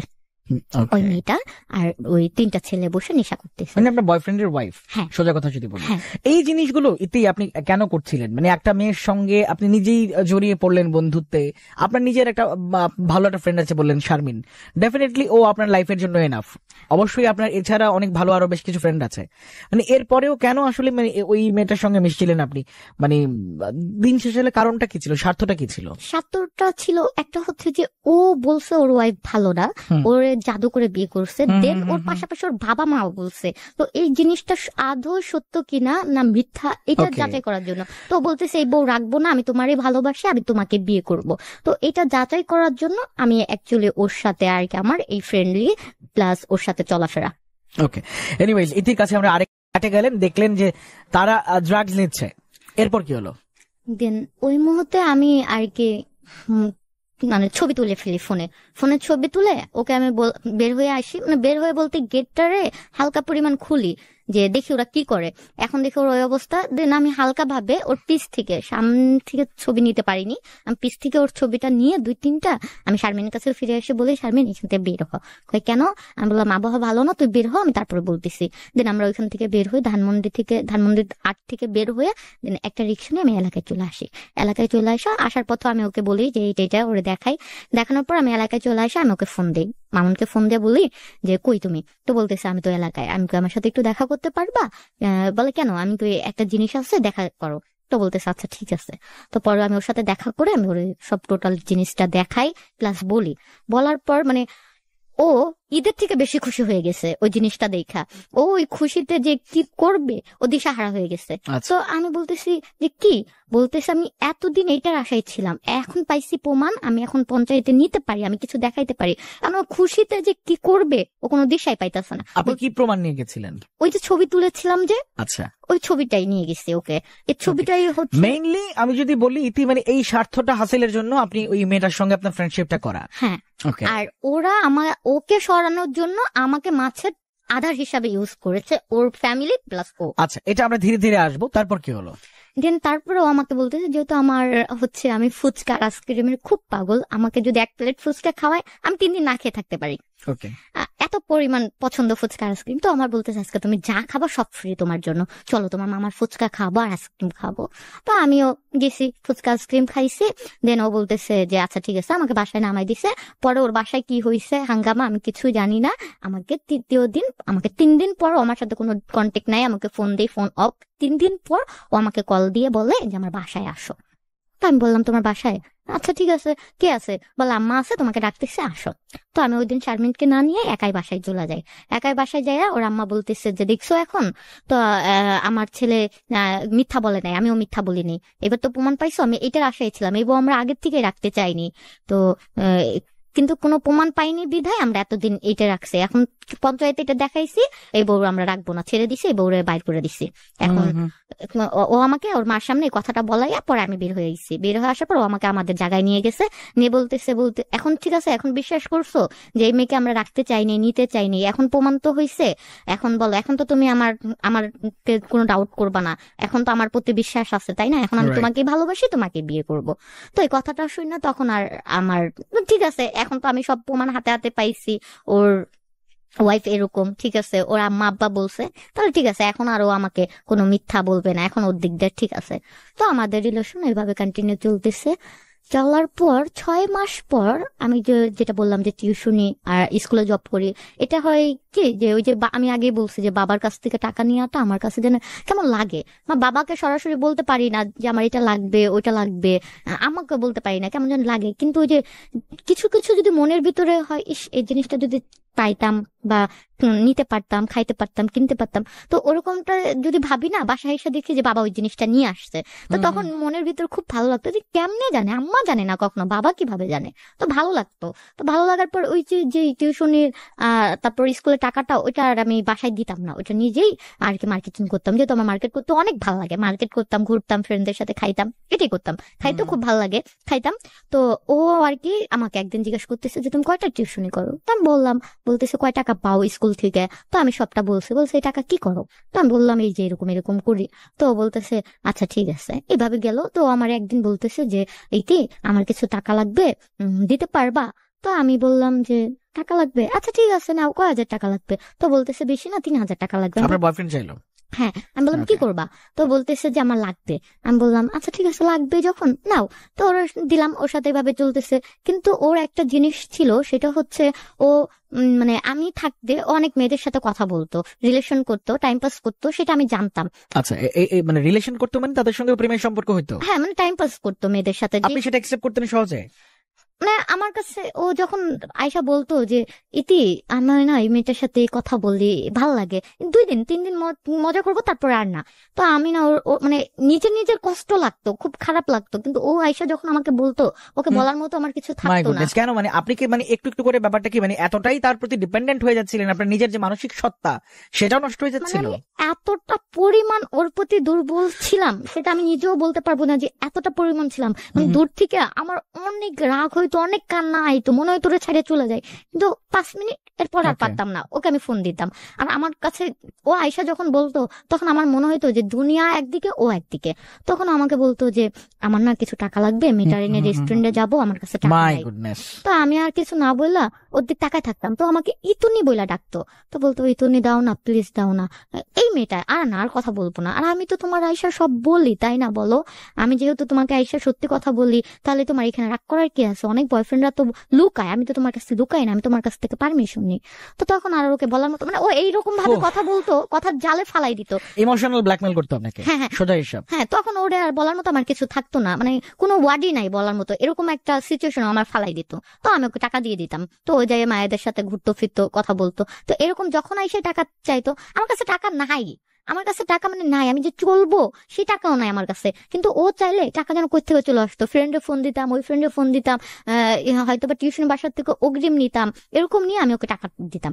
ও কি করতো, ওই টাকা দিয়ে নেশা করতো, সেটা আমি জানতাম না। সেটা আমি আমার রিলেশনের 8 মাস পর জানি। যেভাবে জানি হচ্ছে, ওই যে ফ্রেন্ড আমাকে হেল্প করছিল, যে ওর ওয়াইফ আছে, ওই ফ্রেন্ড আমাকে বলে যে ভাবি আপনি যে, তারপর আমাকে ভাবি ডাকে যে ভাবি আপনি যে এইভাবে ওকে টাকাটা দেন, ওই টাকা কি করে জানেন? আমি কই কি করে? না জানি না। তো বললাম আপনি আমাকে বলে যে, তো আপনি কেমন মেয়ে যে একটা ছেলেকে দেন একটা মেয়ের সাথে এইভাবে ঘোরাফেরা করতে, আপনি টাকা দেন, এই টাকা ভাই আবার আইসা এলাকার ভিতর আমাদেরকে মজা নেয় আর বলে যে আপনি কত বলদ। তো আমি কই থাক, ও বলুক, ও যেটা বলে খুশি পাই থাক, সমস্যা নেই। তো বলতেছে ভাবি ও এই টাকা দিয়ে এরকম এরকম করে। আমি কই কি বলো? কয় হ্যাঁ, এলাকার ভিতরে দাঁড়ায় থাকে, যখন টাকা না পায় তখন মারধর করে যে কোনো কাউকে, রিক্সাওয়ালাকে, গল্লিতে কেউ হাঁটতেছে মাইক দিয়ে ওর কাছ থেকে যা পায় সব রেখে দেয়। মানে চিন্তাই করতো। হ্যাঁ চিন্তা, কেউ ওর কিছু বলতো না, কেন বলতো না আমি জানি না। এলাকার ভিতরে গল্লিতে দাঁড়াই থাকতো, যাকে দেখতো মানে অপরিচিত যাকে দেখতো ও তাকে ধরে ফেলতো, ধরে ওরে একটা থাপ্পড় দিয়ে ওর কাছে যা আছে সব নিয়ে যেত, ফোন, টাকা, 2 টাকা পাইলে 2 টাকাই নিয়ে যেত ওর কাছ থেকে। তো এই কথাটা শুনে আমার ভিতরে আবার কেমন যেন একটা ডাউট হইলো। তো আমি বললাম আচ্ছা ঠিক আছে, তো আমি ওর বাসায় যাই, কাউকে কিছু না বলে আমি ওর বাসায় যাই। তো আম্মা বলতেছে হঠাৎ আসলা? আমি বললাম আন্টি আপনি নাকি অসুস্থ, রান্না করতে পারেন না? আমি রান্না করতে আসছি। তো বলতেছে কে বললো? আমি বললাম মামুন বললো। কয় না আমি তো ঠিক আছি। তো আমি মানে ওটা একটা বাহানা দিয়ে গেছি। তো বলতেছে বসো। তো আমি বললাম আচ্ছা ঠিক আছে। তো আমি গেলাম দুপুরের আগে, সকাল সকাল দিকে 11টার দিকে যাইয়া আমি ওনাকে রান্নার সবকিছু গুছাইয়া আমি ওর রুমে গেলাম। ওর রুমে যা ড্রয়ার খুলে দেখি ভাইয়া, ড্রয়ার ভরা মনে হয় কি ফোনের শোরুম। আচ্ছা। না নানান ধরনের ফোন, ওর ড্রয়ারটা পুরো ভরা ফোনের, ভালো খারাপ নষ্ট সেকেন্ড হ্যান্ড সব। আমার মনে হয় আমি যে ফোনের শোরুমে চলে আসছি। তো ওই জিনিসটা দেখে আমার ভিতরে কেমন যেন কাঁপ দিয়ে উঠছে, এগুলা কি, এগুলা কি। তো ওই হয়তো বা ওই দিন ভুলবশত ড্রয়ার তালা মারিনি, ড্রয়ারটা খুলে রেখে গেছে আই থিঙ্ক। তো ওর নিচে আমি একটা ছুরিও পাইছি, ওই ড্রয়ারের ভিতরে একটা ছুরিও পাইছি। তো আমি কিছু না বইলা আমি আন্টির বললাম আন্টি আমি চলে যাই, বাবা চলে আসবে, তো থাক। বললো খাইয়া যাবো না? আমি বললাম না খাবো না, আমি চলে যাই। তো ওই কথা বলে আমি চলে গেছি। চলে যাওয়ার পর আমি আর ওর ভালো মন্দ কিছু বলিনি, না বইলা আমি এবার ওর ফ্রেন্ডদের দিয়েই ওর খোঁজ খবর নিয়ে ট্রাই করতেছি যে ও কই যায় কি করে, এবার আমি ওরা দেখবো। যেহেতু হয়ে গেছে অনেকটা দিন, ওর ফ্রেন্ডদের সাথেও ভালো একটা সম্পর্ক হয়ে গেছে, কোনটা ভালো ফ্রেন্ড কোনটা খারাপ ফ্রেন্ড এটাও আমার জানা আছে। তো আমি ওদের বললাম যে ভাই তোমরা শুধু আমাকে একটু খোঁজ দিবা, কখন ওই কোথায় থাকে আমার এই জিনিসটা দেখাবা, আর ও কখন কি করে এই জিনিসটা আমি একটু জানতে চাই। আচ্ছা ঠিক আছে ভাবি আমি আপনাকে বলবো, কিন্তু ভাবি আপনাদের কাছে একটাই রিকোয়েস্ট, আমাদের নাম বললেন না তাহলে ভাই আমাদের মাইরা ফেলবে। আমি তো আচ্ছা ঠিক আছে তুমি নিশ্চিন্ত থাকো, তোমাদের দুইজনের নাম আমি কোনোদিনই বলবো না। আমি এখন ওদের নামটা উল্লেখ করতে চাই না, কিন্তু আমার লাইফে ওরা দুজন অনেক হেল্প করছে। তো আমাকে ফোন দিয়ে বলতেছে ভাবি ও ভাই তো এলাকায় দাঁড়ায় আছে, আসেন এরকম আসতেছে কিছু জিনিস নিয়ে, ওইটা ভাই নিবে। তো আমি কি করলাম, বোরখা চেঞ্জ করলাম, বোরখা চেঞ্জ করে আমি নিচে নামলাম। নিচে নাই মা হয়তোবা মানে আরেকজনের ছাদের উপর উঠছি, ওই ছাদের থেকে গল্লিটা দেখা যায়, যে আমি দেখবো কি করে। তো ছাদের উপরে উঠা দেখছি যে হ্যাঁ ও যেন কি নিচ্ছে একজনের কাছ থেকে, কি নিচ্ছে সেটা আমি জানি না, কিন্তু কিছু একটা নিচ্ছে এটা আমি জানি। আচ্ছা যাক, পরের দিন আমি দেখি যে আমি টিউশনের থেকে আইতেছি, একটা ছেলে আমার দিকে তাকায় থাকে। ওইটা হয়তো বা ওরকে কে যেন বলছে, ও আমাকে, আমি বাসায় চলে গেছে, বাসায় উঠবো আমাকে ফোন দিয়ে নিচে নামাইছে, নিচে নামাইয়া দেখে গল্লির ভিতর ওই ছেড়ারে কলার ধরে রাখছে, বলে এই ছেড়া তোর দিক তাকায়, এই ছেলা। আমি কই কই এও তো আমার দিকে তাকায়নি। হ্যাঁ আমি শুনছি এই ছেলে তোর দিক তাকায় থাকে। এইটা বইলা ছেলেরে ভাই এমন মাইর দিল, আমার লাইফের মায়ের আমি দেখি নাই। ওর মুখ দিয়ে নাক দিয়ে রক্ত ঢপঢপায় বাড়ি উঠে দিতেছে, বলতেছে মামুন ভাই মাফ করে দেন, আমি আর কখনো কিছু করবো না। এই কথা বলতেছে, আরো বলতেছে মায়ের দিক তাকাবি, তুই জানো সেই মায়ের কে, তুই এই মেয়ের দিক তাকাইতেছ। এই কথা বললে ছেলের অনেক মায়ের মাপচা, ওর পায়ে ধরে মাপচা, সেটা রক্ত জড়তেছে, সেটা কানতেছে আর বলতেছে মা রে মা গো বাবা গো, এগুলো পড়ে ছেড়ে আমার পায়ে ধরছে, যা মাফ করে দেন, আমি কোনোদিন আপনার দিক তাকাবো না। আমি ওরও কিছু কইতে পারতেছি না, আর আমার ঝাড়িটা দাঁড়া করা যাচ্ছে। আমি ওই ভয়ে ওরও মানে ওই দিন ওর আসল রূপ দেখছি যে আসলে ও কি হইতে পারে। তো আমি কিছু না বললে আমি উপরে চলে গেছি, উপরে যেয়ে আমি অনেক কান্না করতেছি যে আমার জন্য একজন এইভাবে মাইর খাইলো, আমি আর কিছু বলতে পারতেছি না। তো আম্মা বলতেছে কি হয়েছে, তুই এমনি কাঁপতাছস কি লিগা, কিছু হয়েছে? তাই আমি বলতেছি না কিছু হয় নাই, রাস্তায় কুকুরে আর কি আমারে তাড়া করছে এর জন্য ভয় পেয়ে গেছে। আম্মা বলতেছে চল লবণ পানি খা। তো আমি না বললেও ওয়াশরুমে যে ওই সেম ভাবে খুব কান্না করতেছি মুখে ওন্না দিয়ে, যে আমার জন্য একটা ছেলে এইভাবে মাইর খাইছে। তো এটা বলার পর আমি ওরে ফোন দিছি, ফোন দিয়ে বলছি তুমি কাজটা ঠিক করো নাই, এগুলো আমার পছন্দ না, এইভাবে একটা মানুষকে তাকাইতে পারি আমরা মেয়ে মানুষ, অনেকজনই তাকাবে, আমরা মেয়ে মানুষ দেখে যে একজন তাকাইলে যে তার তাকানোর জন্য যে তার কিছু বলতেছে সেটা রিপ্লাই যে দিব না, এরকমটা না। মেয়ে মানুষ সমাজে চলতে হবে, অনেকে অনেক কথা বলবে, আমাদের আল্লাহ তাআলা এইভাবেই সৃষ্টি করছে। কিছু কথা আছে যে কিছু জিনিস আছে যে হ্যাঁ তাদের সেই পাল্টা জবাব দিতে হয়, আর কিছু জিনিস আছে যে বলতেছে বলুক না, বললে কি আর হবে, আমরা না শোনার মতো চলে যাই না। তো আমি ওরা বুঝাই, ও বলো আচ্ছা ঠিক আছে মাফ করে দাও, আর কখনো এরকম করবো না। তো যেহেতু বের হই ওর সাথে ঘুরতে বের হই, ও ঘুরতে বের হইলে এরকম টাইপের ঘুরতে বের হই যে ও দুই পাশে দুইটা লোক নিয়ে মাঝখানে আমারে নিয়ে তারপরে হাঁটে, যদি রিক্সাওয়ালা তাকায় ঠাস করে রিক্সাওয়ালার থাপ্পড় মেরে দেয়। যদি রিক্সাওয়ালা ভাড়া চায় বলতেছে তুই চিনোস আমারে, তুই যে ভাড়া চাস আমার কাছ থেকে, এরকম করতো রাস্তাঘাটে। তখন খুব দুঃখ হইতো। আবার যখন খাইতে যাইতাম বিল না দিয়ে চলে আসতো। ও বলতো খালি হাত দেখাইতো, আমি বলতাম বিল দিবা না, বা ও আমার কাছ থেকে বিল নিবে, ওর কলিজা আছে আমার কাছ থেকে বিল নিতে। আমাকে এটাও কোন ধরনের স্বভাব? একটা মানুষ এত কষ্ট করে, ওরা তো কারো আন্ডারে জব করে, করুক, কে মালিককে আসতে বলিস আমার কাছে, ওরা কোনোদিন বিল নেবে না, ওর কাছ থেকে কখনো বিল নিবি না। তো আমি যেহেতু একটা ফুচকা অনেক পছন্দ, এলাকার ভিতরে একটা ফুচকার দোকান ছিল, আমাকে ওই ফুচকার দোকান দেখাইতেছে, বলছে ওর যত ফুচকা দরকার আপনি ওকে দিবেন, টাকা লাগলে আমাকে বলবেন, ওর কাছ থেকে টাকা নিবেন না। এরকমটা হইতো। তো যাই হোক, এইভাবে চলতেছে দিনকাল। এইভাবে দিন যাওয়ার পর ও আমার কাছে যখনই টাকা চাইতো, মানে আমি নিজেও বলতে পারবো না যে আমি ওকে কত টাকা দিছি। আমাকে যখনই বলতো যে আমার এই টাকা লাগবে, তুমি এই আমার টাকাগুলো কেন দিতেন আপনি? আমি জানি না। মানে টোটালটা ইমোশনাল ব্ল্যাকমেল? হ্যাঁ, ও আমাকে আইসা এক একটা বাহানা দিত, আমি এটা করবো, আমি ভালো হয়ে যাবো, আমি এইগুলো খাবো না। আপনার নিজেরও তো একটা লিমিটেশন থাকে। আপনি দেখতেছেন সে কন্টিনিউ ড্রাগস নিচ্ছে, আপনি দেখতেছেন সে ছিনতাই করতেছে, মানুষকে মারতেছে, এরপর আপনি কেন সেই প্রশ্রয়টা দিলেন? আমি যে অনেক ভালোবাসা ফেলছি, আপনি তো শিক্ষিতা মেয়ে। আমি আরো অনেকটা বেশি ভালোবাসা ফেলছি। আমি যে ওইখান থেকে উঠে আসবো, মানে তখন আমার কোনো ফ্রেন্ড সাইকেল নেই, শারমিন বলেন কেউ নাই, আমি টোটালি সব দিক থেকে সবাইকে বাদ দিয়ে আমি ওর উপরে, মানে আমার দুনিয়া ও ছাড়া আর কেউ না, ফ্যামিলি। আচ্ছা, ওই মেয়েটার কি হলো? আপনি একটা জায়গায় মনে একটু স্কিপ করে গেছেন, সেটা হচ্ছে মানে আপনি ওই মেয়েকে ওই যে বললাম না যে বাড়ি থেকে ওই প্রমাণটা পাওয়ার পর বাড়ি থেকে বের করে দিছে, এরপরে আর ওর সাথে কোনো যোগাযোগ নেই, ও কোনো যোগাযোগ করে। ডিভোর্স কি হয়ে গেছে নাকি? না, ডিভোর্স হয়নি, ডিভোর্স হয় নাই। না ডিভোর্স হয়নি। ওই প্রমাণটা দেওয়ার পর পঞ্চায়েতের পর ওর পঞ্চায়েত থেকে ওদের ভিতরে কি হয়েছে আমি জানি না, শুধু আমাকে এতটুকু বলছে যে এই বউ রাখবো না, বাড়ি থেকে বের করে দিচ্ছি। মানে আপনাকে মাঝখানে জাস্ট ব্যবহার করা হলো। হ্যাঁ, দেন তারপরে কি হইলো, এভাবে আমি টাকা দিতেই থাকি। তো একদিন ও আমাকে বলে যে আমরা সিলেট যাব। সিলেট যাবা? আমাকে বাসা থেকে ছাড়বে না, বলতেছে জানি না কিভাবে করবা, সিলেট চলো, আমাকে টাকা দাও, টাকা লাগবে। আমি বললাম আমার কাছে এত টাকা নাই। সবসময় তো তখন আমার অনেক রাগ উঠে গেছে, এত টাকা ও এত টাকা করে, তুমি আমাকে আজ পর্যন্ত কি দিছো? 2 টাকার একটা জিনিসও দাও নাই। আমি তোমাকে পাঞ্জাবি বলো, শার্ট বলো, নিজের মার্কেট, আগে নিজের জন্য মার্কেট করতাম, এখন নিজের জন্য 1 টাকা মার্কেট করি না। নিজের জন্য কিনতে গেলে তোমার জিনিসের উপর চোখ যায়। তুমি আমার কি দিছো? তুমি তো কখনো আমাকে দাও নাই, তুমি তো সবসময় আমার কাছ থেকে নিছো। আমি তোমাকে কোনো টাকা টুকা দিতে পারবো না, তুমি থাকো আর না হলে যাওগা।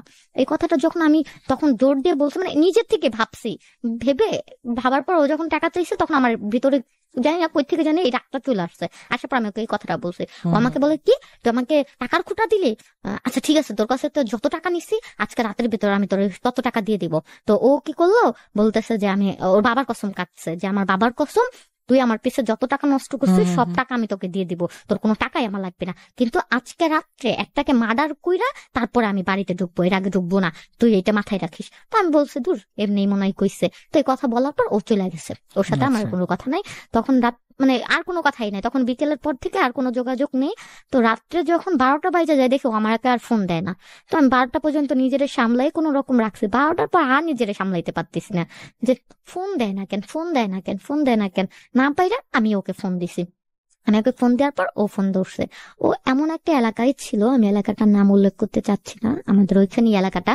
তো ও আমাকে বলতেছে আমি ওই এলাকায় আছি। তো আমি বলি তুমি এত রাত্র এই এলাকায় কেন?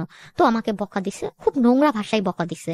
বকা দিয়ে বলছে তুই আমাকে খোটা দিছিস না টাকার, তো টাকাও আমি ফেরত দিব, আর আমি সিলেটও যাব, দেখিস। তো আমি বলতেছি যে দেখো এইগুলো পাগলামির মানে হয় না, তুমি চলে আসো। তো বলতেছে না আমি আসবো না, আমি তো টাকা দিয়ে, টাকা কি জিনিস আজকে ইনকাম করব, টাকা হচ্ছে আমার হাতের ফু দিলে চলে আসে। আমি কসম কাটছি না আমার বাপের, আমি কোনোদিন আমার বাপের কসম কাটি না, আর বাপের কসম কাটে যেটা করি সেটা করেই সারি। আমি আজকে টাকা ইনকাম করে তারপর আসবো, বলছি না একটা মার্ডার করে তারপর আসবো, এটা বলে আমার ফোন কাইটা দিছে। কাইটা দেওয়ার পর আমি যে ফোন দিচ্ছি, ও আমার ফোন আর পিকই করতেছে না, ফোনের উপর ফোন, ফোনের উপর ফোন। 12টার থেকে নিয়ে আমি রাত 2টা পর্যন্ত কল দিচ্ছি, ও কোনো কলই ধরতেছে না। ওর ফ্রেন্ডে কল দিচ্ছি, কেউ কোনো ফোন ধরতেছে না। ফ্রেন্ডরা ওর সাথে ছিল, যাদের নাম্বার আমার কাছে ছিল তারা ওর সাথে ছিল, কেউ ফোন ধরে না। 2টার পরে আমার ফোন ধরছে, ফোন ধরে বলতেছে তোরে না বলছে ফোন দিতে না, আমি টাকা ইনকাম করে আমি ফজর আজানের ভিতর বাসায় চলে আসবো, তোর কথা দিলাম ফজর আজান দিব আমি বাড়িতে চলে আসবো, আর টাকা ইনকাম করে তোর টাকা কালকে দিয়ে তারপর তোর সাথে কথা হইব, এটা বলে ফোন কাইটে দিছে। তো আমি কি করলাম, আধা ঘন্টার মতো স্টপ হলাম।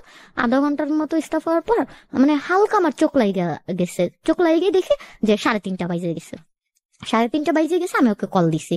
কল দেওয়ার পর আর ফোন ধরে না। দেন 5-6 বাজার পর ফোন ধরে। ফোন দেওয়ার পর আমি তুই কই? বলতেছে কে আপনি? তো আমি বললাম আপনি কে?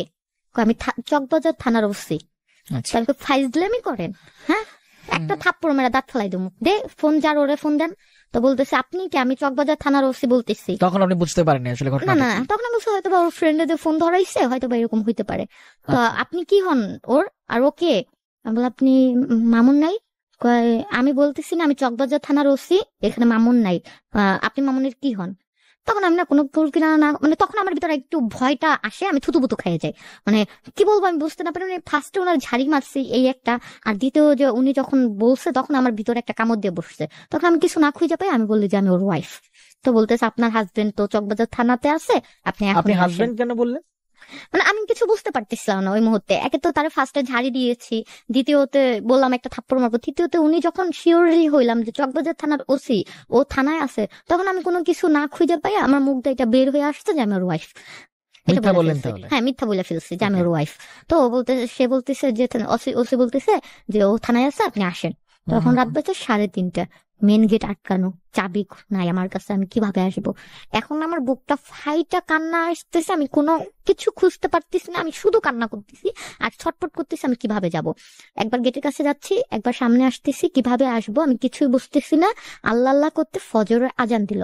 ফজরের আজানের পর আমি চাবিটা চুরি করে নিয়ে গেটটা খুলে দেন আমি বের হলাম।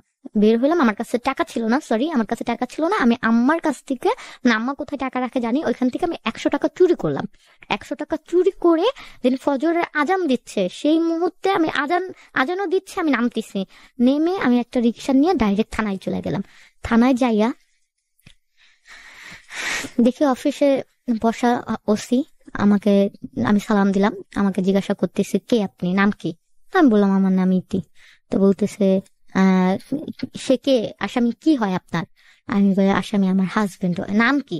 আমাকে বলছে, আমি বুঝা দিছি নাম এটা। বাবার নাম কি, মার নাম কি, কোথায় থাকে? তো যেহেতু আমি সব জানি এই জন্য আমি সবটাই বলতে পারছি। তো সে আমাকে অফিস রুমে বসাইয়া সে আর কি গেল ওর কাছে যাইয়া বলতেছে কি একটা তোমার ওয়াইফ আসছে। তো ও বলতেছে একটা মেয়ে আসছে। সে বলছে একটা মেয়ে আসছে। তো এটা পরে জানতে পারছে ওর কাছ থেকে, বলতেছে একটা মেয়ে আসছে। তো ও বলছে যে ওটা আমার ওয়াইফ হয়। ও বলছে মানে উনরা যেভাবে বলছে সেটা আমিও জানতাম না, যেহেতু আমাকে আলাদা বসায় রাখছে। তো ওকে বলছে একটা মেয়ে আসছে, তো ও বলছে মেয়েটা আমার ওয়াইফ হয়। তো ওর জিজ্ঞাসা করছে নাম কি, তো বলছে।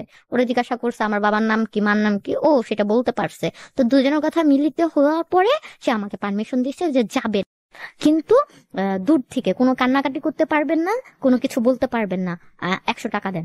সে বলে না, মানে যারা ওই কি বলে ওনাদেরকে ওই থাকে, সেই আমাকে আর কি বলছে নিয়ম যেটা সেটা মেনটেন করতে হয়। হ্যাঁ। অবশেষে তার সঙ্গে আপনার দেখা হলো? হ্যাঁ। তো আমি গেলাম, যাওয়ার পর দেখে ও ওই ইসের শিকলটা থাকে, তো ওই শিকলটা ধইরা আমার চোখ দিয়ে পানি পড়তেছে। তো ওই মুহূর্তে আমি জোরে কিছু বলবো, সেই বলার ভাষাটা নাই, আমার চোখ দিয়ে অটোমেটিক পানি চলে আসছে। আর আমি অনেক চিল্লাইয়া কান্না করতেছি, এত জোরে চিল্লাইয়া কান্না করতেছি যে আমি বলতেছি আমার ভিতরে নাও, ওরে বাইর করে দাও, আমাকে ভিতরে নিয়ে ওকে বাইর করে দাও। তো আমার চিল্লানোতে ওনারা এসে আমাকে বলতেছে আপনাকে আগেই না বলছি, আপনি কিসের জন্য এভাবে কান্নাকানি করতেছেন, আপনি আমাদের রুলস মানেন না, বেয়াদব মেয়ে, অসভ্য মেয়ে, এরকম ছেলেকে বিয়ে করছেন কিসের জন্য, আপনার বাবা মা খারাপ। তো নোংরা ভাষায় সে বলতেছে আমার বাবা মাকে, আমাকে বলতেছে এরকম নেশাখোর। কিন্তু একটা মানে আপনার যে ওটাকে বয়ফ্রেন্ড যে মানে প্রথমত তো আপনি একটা অন্যায় করছেন, আপনি মিথ্যা কথা বলছেন থানায়, হ্যাঁ, যেটা আপনি প্রচুর কি বলবো যে আপনাকেও তারা অ্যারেস্ট করতে পারতো। আপনাকে অ্যারেস্ট করেছিল? না না, আমাকে এটা আপনার পরম সৌভাগ্য, তারা আপনাকে অ্যারেস্ট করেন, বিকজ আপনি টোটালি একটা মিথ্যা বা ফেক ইনফরমেশন দিচ্ছেন। আপনি দেখতেছেন একটা ছেলে খারাপ, বিকজ ইতি আমি এখন আপনার কাছে আসার একটা মাত্র কারণ, নাইলে কিছু মানুষ বলবে যে আপনাকে আমি কেন প্রশ্ন করছি না। সময় অলরেডি প্রায় শেষের দিকে, আর হাফ অ্যান আওয়ারের মতো আছে আমাদের শো। কিছু প্রশ্ন এখন থেকে ইতি আপনাকে আবার করতে হবে। আপনি প্রথমে দেখলেন তার বেশ কিছু প্রবলেম, সে আপনার থেকে কন্টিনিউ হচ্ছে টাকা নিয়ে যাচ্ছে, সোজা বাংলায় যেটা বাংলায় বা প্রমিত বাংলায় যেটা বলে ভাঙায় খাওয়া। মানে আপনার থেকে কন্টিনিউ টাকা নিচ্ছে, সে চলতেছে, সে অন্য একটা মেয়ের সঙ্গে দেখা করতে যায় আপনার থেকে টাকা নিয়ে। মানে আপনার কি সেন্স একদম জিরো হয়ে গেছিল? মানে আপনি তো যথেষ্ট ম্যাচিওর একজন পার্সন ছিলেন, তাই না? সব কথার একটাই কথা হচ্ছে, আমি ওকে অন্ধের মতো ভালোবাসতাম। আমি দিন দুনিয়ার কি হইতেছে না হইতেছে, আমার কি হইতেছে আমি কিচ্ছু জানি না। এটা কি আমরা আসলে ভালোবাসার, তো ভালোবাসার ভালো মতো ভাষা? আমি জানি না, কিন্তু আমি আরো অনেক ভালোবাসি, আমি এতটুকু জানি, আর কিচ্ছু জানি না। দেন যেটা হইলো, আমি খুব কান্নাকাটি করছি, খুবই বেশি। কি করব, ওকে বলতেছে, ও আমাকে বলে যে তুমি টাকার ব্যবস্থা করো, টাকা না হলে ওরা ছাড়বে না। তো আমি ওনাদের কাছে গেলাম, তো বলতেছি কি হয়েছে। তো উনি বলতেছে যে রাস্তা দিয়ে একটা মেয়ে একটা ছেলে যাচ্ছে, ওরা গায়ে হলুদের থেকে আসতেছিল, ওদের কাছ থেকে ফোন রেখে দিছে, আর হচ্ছে ওই মেয়েটার সাথে খারাপ কিছু করতে গেছিল, এর জন্য ধরছি। এই ধরার পরে আমাদের ওই নাইট গার্ড যে ছিল তাকে মারছে, তাকে ও মারছে, এই জন্য ধরছি। তো আমি বলছি এখন কেমনি কি করা যায়, কোর্টে চালান করে দিব। তো আমি তাকে বলতেছি যে ভাইয়া, কি স্যার, কিভাবে কি করা যায়। তো একজন আমাকে সাইডে ডাক দিয়ে বললো, ওর বাবা মা আছে না, যান আপনার শ্বশুর শাশুড়িকে ডাকেন। আমি বলতেছি তাদের ডাকা যাবে না, আপনি আমাকে বলেন। তো বলতেছে 10,000 টাকা আনেন, ছেড়ে দিব। তো ওই দিন সারা রাত যায় আমার ওইখানে, আমিও ঘুমাই না, আমি ওর বরাবরই তাকাই আছে। ও আমাকে বলছে ওর বাবা মাকে যাতে না বলি, ওর বাবা মাকে বললে ও মাইরা ফেলবে, যেমনি হোক ও যেন আমি যেন ওকে ছাড়াই, তাহলে ও সবকিছু ছাড়া দিবে আর কখনো কিছু করবে না। তো আমি এটা বলার পর আমি এখন কি করবো বুঝি না, 10,000 টাকা আমি কই পাবো। আমার পক্ষে 10,000 টাকা তো পসিবল না। সারা রাত ওইখানে ওর সামনে বৈশা কান্নাকাটি, ভাবি কিভাবে কি করব না বুঝা পাইয়া। তারপরে গেলাম এলাকায় যাইয়া যেভাবে হোক টাকা ওর ফ্রেন্ডদের কাছ থেকে, টিউশনের বাসার থেকে, আমার ফ্রেন্ডদের কাছ থেকে গোছাই মুছে 5,000 টাকা জোগাড় করছি। 5,000 টাকা হবে না, শেষমেশে না পাইরা আমি ওর ফ্যামিলিতে ফোন দিই। ও বলে যে তুমি আমার ফ্যামিলিকে ফোন দাও। মানে কেন এত দায়িত্ব নিচ্ছিলেন? তার বাবা মা আছে, তার একটা পরিবার আছে। আপনি একটা মেয়ে তখন মাত্র ইন্টারমিডিয়েটে পড়েন, রাইট? আপনার নিজের একটা পরিবার আছে। আপনি যেখানে বললেন যে আপনার ছোট ছোট ভাই বোন গুলো আছে, আপনার বাবার থেকে টাকা চাইতে আপনার লজ্জা লাগে, সেই জায়গায় আপনি কিভাবে মানে তাকে ছাড়ানোর জন্য মানে যে বনসইটা দিতে হয় সেটাও আপনি দিতে প্রস্তুত। সেখানে থানায় যে আপনি মিথ্যা পরিচয় দিলেন, মানে এই জিনিসগুলো মানে আসলে কি শুধু ভালোবাসার জন্য এই জিনিসগুলো হয়? ওই একটাই কথা, জাস্ট ভালোবাসি, আর কিছু না। আমি অনেক বেশি ভালোবাসি। তার ছেলে যে মানে অ্যারেস্ট হলো, থানায় নিয়ে গেল, তো তার বাবা মাকে তিনি জানায় নাই? না, ও বলছে জানাইও না, আমাকে মাইরা ফেলবে জানাইলে, তুমি যেভাবে হোক কিছু করো, এই জন্য আমি জানাইনি। তো লাস্ট মোমেন্টে টাকা পয়সা ম্যানেজ হলো না, আমি পারলাম না পুরোটা। তখন ও আমাকে বলে কান্নাকাটি, ওরে খাবার টাবার কিচ্ছু দেয় না, কান্নাকাটি করার পর শেষ মুহূর্তে 3 দিনের মাথায় আমাকে বলে যে তুমি আমার বাসায় ফোন দাও, আনালে বাসায় যাও। তো আমি বাসায়, ওর বাবার নাম্বার ছিল, ফোন দিই, ওর ফ্যামিলি আসে। পরে আমি 5,000, ওর বাবার 5,000 ভরে 10,000-এর পর ওরে আমি বের করি। আপনি তাও 5,000 টাকা দিলেন এত কিছুর পরে? দিচ্ছি আমি 5,000। না, আপনার খারাপ লাগেনি তখন একটুকু?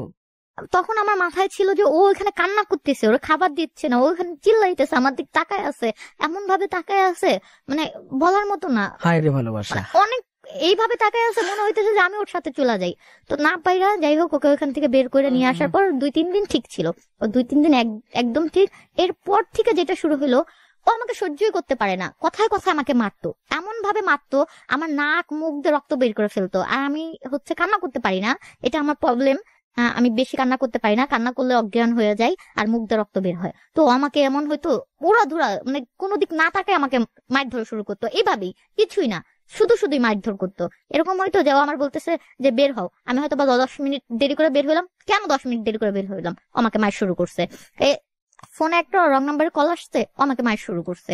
বা আমি ফোনে লক চেঞ্জ করছি, আমাকে মার শুরু করছে। বা আমি ওকে কিছু জিজ্ঞাসা করছি, আমাকে মার শুরু করছে। মানে ও টোটালি চেঞ্জ হয়ে গেছে। কেন চেঞ্জ হয়েছে আমি জানি না। ওর কাছে আমি কিছু জিজ্ঞেস করবো, সেটাও আমি ওর কাছে জিজ্ঞেস করতে পারি না। হ্যাঁ, ও যখন ওর টাকা লাগবে, ও আমার কাছে তখনই আর কি একটু মিষ্টি সুরা আসে আমাকে 2-1 কথাবার্তা বলে, বইলা একটু রং তামাশা করে, দেন ওর আবার ওর রূপ চেঞ্জ হয়ে যায়। আচ্ছা যাক, এভাবে চলতেছে। এভাবে চলার পর 2018 সালে আমাদের রিলেশন 2018 সাল পর্যন্ত আসে। আমি ইন্টার কমপ্লিট করি, ইন্টার কমপ্লিট করি না, ইন্টার পরীক্ষা যখন দিব, আমি ইন্টারমিডিয়েট যখন দিব, আমার পরীক্ষার 1 মাস বাকি, তখন সেই মোমেন্টে ও আর কি আমার সাথে চোখ পলটে নিয়ে ফেলে। চোখ পলটে বলতে, রোজার পরে আমার পরীক্ষাটা হবে, তো রোজার ভিতরে 25 রোজায়, যে 25 রোজায় ও আমার সাথে লাস্ট ইফতারি করে। ইফতারি খাই আমরা দুজনে একসাথে। ইফতারি পরে এর মধ্যে সম্পর্ক কেমন যাচ্ছিল একটু বিস্তারিত বলেন।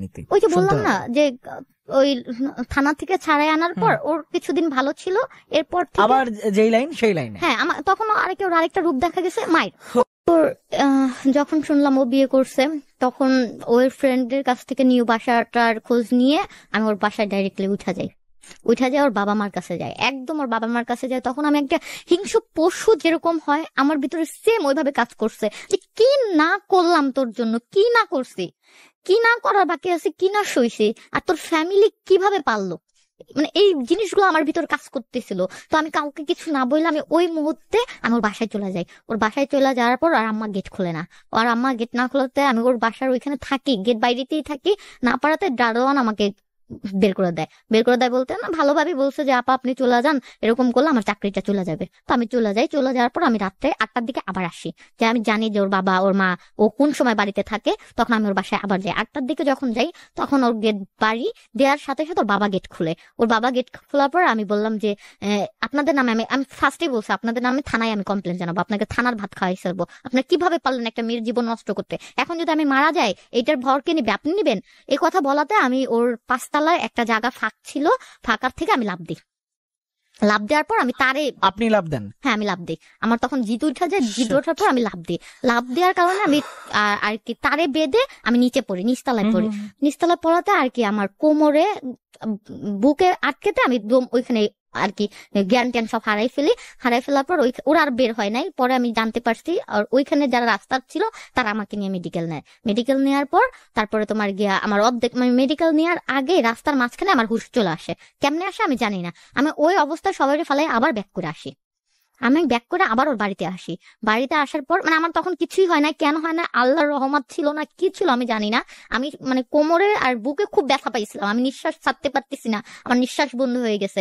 দেখে আমার শরীর পুরো ভিজা, হয়তো ওরা পানি টানি দিছে। আমি ওই অবস্থায় সবাইকে ফালাইয়া আমি চলে আসি। আবার চলে আসে আমি এবার গেট ইচ্ছা মতো বাড়ি দিয়ে আর লাথে।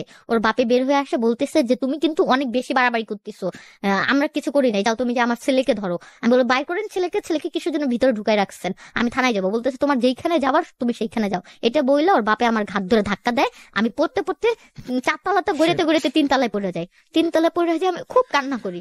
খুব কান্না করার পর আমি আর কি করবো, আর গেট খুলে না, আমি নিচে নাই মা। তখন রাতের 1টা বাজে। ওর বাসার নিচে মেন গেট আটকাই দিচ্ছে, মেন গেট পুরো তালা মাইরা দিচ্ছে যাতে আমি ভিতর না ঢুকতে পারি। খুব কান্না করতে থাকি। কান্না করার পর এক পরিচিত আঙ্কেলের সাথে ওইখানে দেখায়, আঙ্কেল বাড়িতে যাচ্ছে দেখে আমি ওইভাবে কান্না করতেছি। পর বলতেছে আম্মু তুমি এখানে কি হয়েছে। তো আমি ওখানে সব খুইলা বলি। খুইলা বলার পর প্রথম থেকে সবই খুলা বলি। পরে বলে তুমি চলো আমার সাথে চকবাজার থানা চলো, আমি তোমাকে যা বলার বলবো, তুমি এখানে সব খুলা বলবো, আমি আছি তোমার সাথে। তখন রাত্রে 3টা বাজে ওনার সাথে আমি চকবাজার থানায় যাই। চকবাজার থানায় যাওয়ার পর ওসিকে সেই ওসি যখন শুনতে পারে আমি তার ওয়াইফ না, সে পাচ্ছিল না ওই মুহূর্তে আমাকে মারতে। খুব স্বাভাবিক, খুবই স্বাভাবিক। তো আমার কান্না দেখা সে বলতেছে মা আমার একটা মাইয়া আছে, তোরে বলার মতো আমার কিছু নাই, তুই যদি বিয়ে করতি কাবির নামা থাকতো ওর গোষ্ঠী আমি থানায় নিয়ে আসতাম, কিন্তু তুই তো একটা অন্যায় করে ফেলছিস ফার্স্টে, তোর অপরাধ, ওই ছেলে কিছু না। রাইট। এই কথা বলার পর কতক্ষণ আমাকে অনেক বকলো, অনেক কথা বললো। পরে বললো যে দেখ মা, এই ছেলের লাইফে যদি তুই থাকিস কোনো বিনিময়, যে কিছুর কারণে যদি তুই, আমি ওনাকে বলছি যে কোনো বিনিময় আমি ওর চাই, তো সে বলছে যে যদিও তুই পাস তুই মরে যাবি, তোর মাইরা ফেলাবে, ও অনেক খারাপ, ওর নামে অনেক মামলা আছে, ওরা দিয়ে তুই কিচ্ছু করতে পারবি না, ওর অনেক হাত আছে, তুই কিছু করতে পারবি না ওর, আর ওর সাথে থাকলেও তোর সুখে থাকবে না, ওর ফ্যামিলি তোর মাইরা ফেলবে, আমরা কিছু করতে পারবো না রে মা, আমাদের কাছে কোনো প্রমাণ নাই। তো বোঝানোর পর আমি আবার ওর বাসায় যাইয়া ওইভাবেই কান্না করতে থাকি। সকালে আর কি করব, কোনো কুল কিনারা নাই, না পাই না, কিছুই নাই, কি আছে, আমি কি বলবো, কারে যারে বলি সে আমাকে মানে শুনে মনে মনে মানে চেহারার এমন ভাব দেখায়, মানে আমি অনেক নোংরা একটা মেয়ে, আমি যারই আসে আমার কাছে কি হয়েছে কি হয়েছে, কি সমস্যা, কান্না করতেছো কেন, তা আমি তো হেল্প, যে আমাকে কেউ একটু হেল্প করো, আমাকে কেউ একটু সাহায্য করো, এটা ভাইবা আমি বলি, কিন্তু সে আমার কথাটা শোনার পর মানে মনে মনে 2টা বকা দিয়ে আমার দিকে এমন ভাবে তাকাই থাকে, মানে পৃথিবীর যদি কোনো খারাপ মেয়ে থাকে তাহলে আমি একমাত্র সে। তো ওদের সব দেখে সবাই বলে চলে যাও, কিছু করতে পারবা না ওদেরকে, ওরা এরকমই, ওনার ছেলে এরকমই, কিছু করতে পারবা না, মা যদি জীবন বাঁচাইতে চাও চলে যাও। তো না পাইরা সকাল 7টা বাজে আমি বাড়িতে চলে যাই। সারা রাত আমাকে ফোন দিছে, আমার ফোন বন্ধ।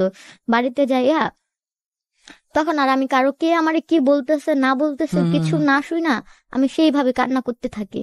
খাওয়া নাই, দাওয়া নাই, গোসল নাই, কিচ্ছু না, কান্নার উপরে কান্না। আম্মা এর ভিতরে আইসা আম্মা আমার বকতেছে, বকার পর খারাপ হয়ে গেছিস, খুব নোংরা ভাষায় আম্মাও আমার বকতেছে, এই সেই এই মানে অনেক নোংরা নোংরা বাজে বাজে কথা বলতেছে।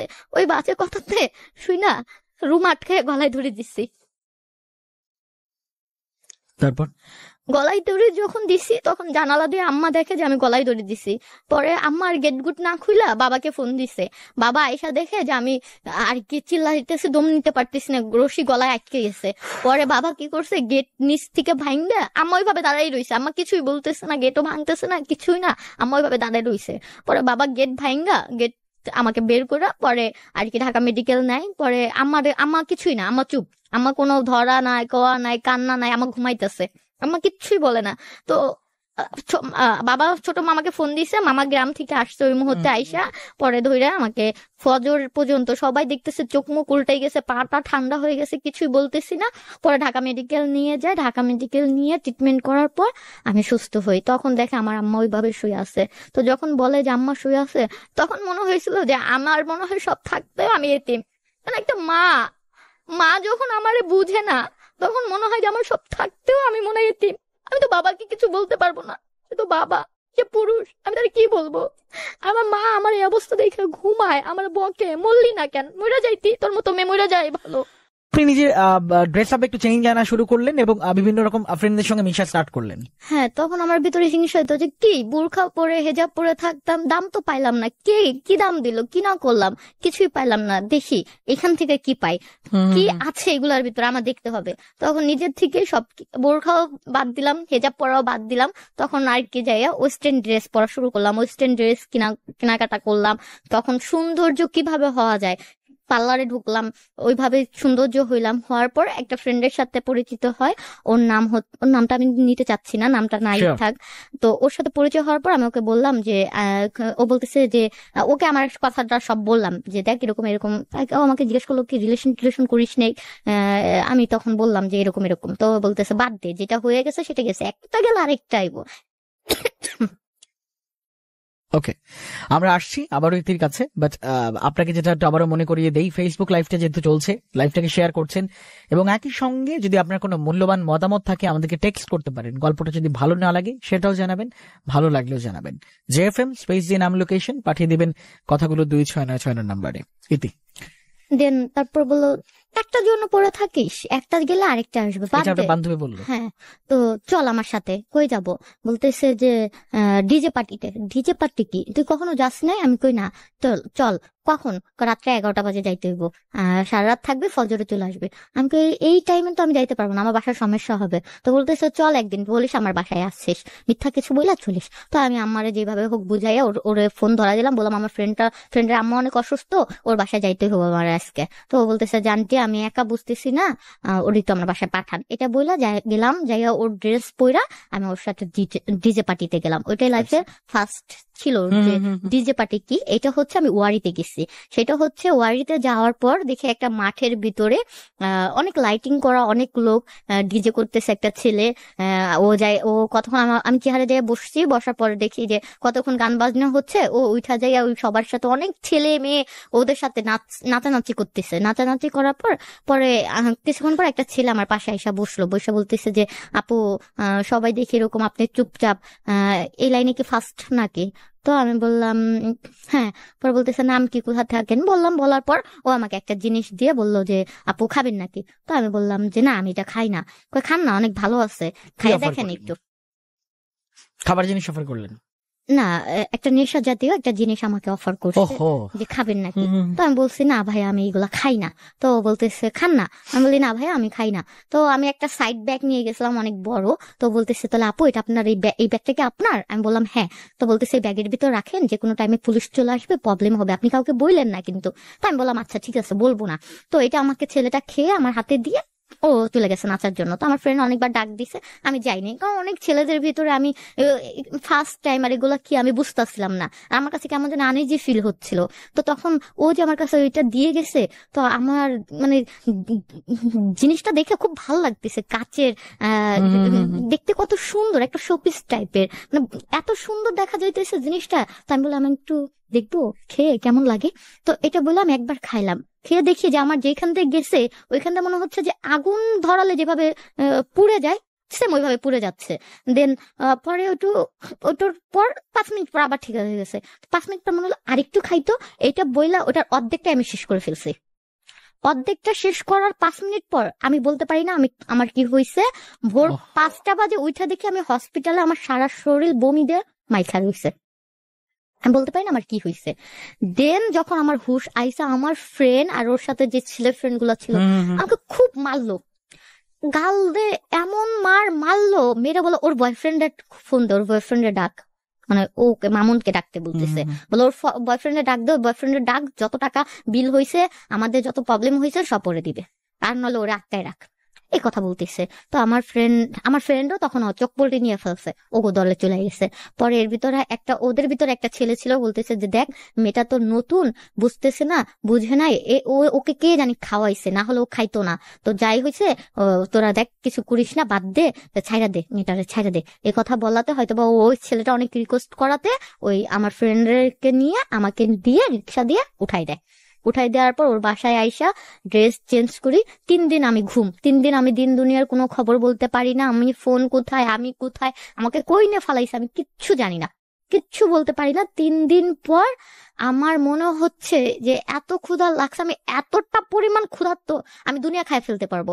তখন ও আমাকে ভাত দিছে, আমি সাদা ভাত 1 পাতিল খেয়ে ফেলছে, আমি পুরো সাদা ভাত, কোনো তরকারি টরকারি কিচ্ছু না, 1 পাতিল খেয়ে ফেলছি। ওই হচ্ছে আমার জার্নির শুরু, ওই থেকে আমার জার্নির শুরু। তারপরে pool party, night party, club party, DJ party, launch party, যত জায়গা হোক আমি যাচ্ছি। কতদিন যাবত? এটা হচ্ছে তো আমার পরীক্ষা দেওয়া হয় না, ইন্টার পরীক্ষার দিনে পড়াশোনা এখানে স্টপ। ও চলে গেছে 18 গেল না, ও চলে গেছে 17 শেষের দিকে, তারপরে 18 পুরো বছরটা চলে যাওয়ার পরে 19-এর মাঝামাঝি থেকে আমার মানে এলাকারই, আমি ওইভাবেই চলতেছি, ওইভাবেই ঘোরাফেরা করতেছি। আমার এলাকায় হচ্ছে একটা ছেলে আমাকে ফলো করে, আমি কি করি না করি, কোথায় যাই। আর তখন থেকে আমার ভিতরে একটা অনেক বেশি জিদ চলে আসছে, আমি যারে তারে রাস্তার ভিতরে মাইর শুরু করি। ওই যে আমাকে শিখাই দিচ্ছে, আমি ওটা দেখছি, ওই জিনিসটা সব আমার ভিতরে।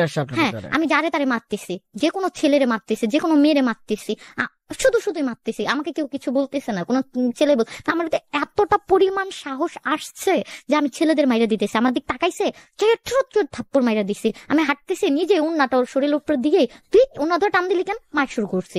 এমন জায়গা মানে যত জায়গা না চিনছি অত জায়গা অতদিনে চিনছি, বাইকের পিছে দাঁড়ায় বাইক চালাইছি, এমন হয়েছে নিজেও বাইক চালানো শিখছে, একবার অ্যাক্সিডেন্ট হয়ে গেছে, আমার কিছু স্পট আছে, মানে এতটা পরিমাণ খারাপের দিকে গেছি। তো বাসার থেকে সবচেয়ে দুঃখজনক বিষয় হচ্ছে আমার বাসা থেকে কখনো আমার কাছে জানতে চাইনি এই দূরত্বটার কারণটা কি আসলে। মানে আপনি গল্পের শুরু থেকে বলছিলেন যে আন্টির সঙ্গে আপনার দূরত্ব, আঙ্কেলের সঙ্গে দূরত্ব, এই দূরত্বটার কারণটা কি? বাবার সাথে মানে আপনার মায়ের সঙ্গে? হ্যাঁ, কেন আমি জানি না, আমার মা কখনো মানে আমাকে, আমি বড় তো, আর ওই যে ছোট 2টা ভাই হওয়ার পর থেকে আম্মা আমাকে ওইভাবে। আপনার মা কি আজকে শুনছে আমাদেরকে? হ্যাঁ, আমার মা শুনছে। ওকে, তারপর মানে ওই 2টা ভাই হওয়ার পর থেকে মানে সবকিছু আমার ওই 2 ভাইয়ের উপরে। আমার কাছে কখনো আসে একটা আছে না, সে তো মেয়ে, আমি মনে করি সে তো মেয়ে, সে তো বুঝতে পারে যে রিলেশন ভালো লাগা তার ভিতরে তো ছিল, সে ছোট না তো, সে আমাকে কখনো তার মতো করে বুঝে নাই। আর বুঝে নাই বলতে আমি তাকে বুঝাইতে পারি নাই, বা সে আমাকে ওরকমটা বুঝতে চাইনি দেখে আমি তাকে বুঝাইতে পারিনি বা তার কাছে যাইতে পারিনি, বলতে পারিনি। তো আমার আগের পুরনো কোনো ফ্রেন্ড ছিল না যে আমি তাদেরকেও বলবো, সবকিছু আমি টোটালি অফ করে দিছি, অফ করে নতুন জীবন, নতুন কিছু নিয়ে শুরু করতেছি, যে আমি চাই না আমার এই লাইফের সাথে আমার ভালো ফ্রেন্ড গুলো আসুক। তো এভাবে চলতেছি। তো 6 মাস 2019-এর লাস্টের দিকে, মানে 2019-এর মাঝের দিকে আমার এলাকা দিয়ে একটা ফ্রেন্ড, আমি কি করি না করি, ওর সাথে ফেসবুকে অ্যাড আছে, আমাকে অনেক মেসেজ করে, কিন্তু কখন আমি রিপ্লাই দিই না, ওরে আমি গুনার বাহিরেই ধরি নেই। ও আমাকে দেখতো যে এরকম ওইখানে মারামারি করে, ওইখানে যাই, এইখানে আড্ডা দেই, কিন্তু কখনো আমার সামনে আসার সাহস পায় না যে আমি কি করে মারি, আমি তো এরকম যদি কিছু বলি ও ভয় আমার কাছে কখনো আসেনি। তো যখন 2019-এর শেষে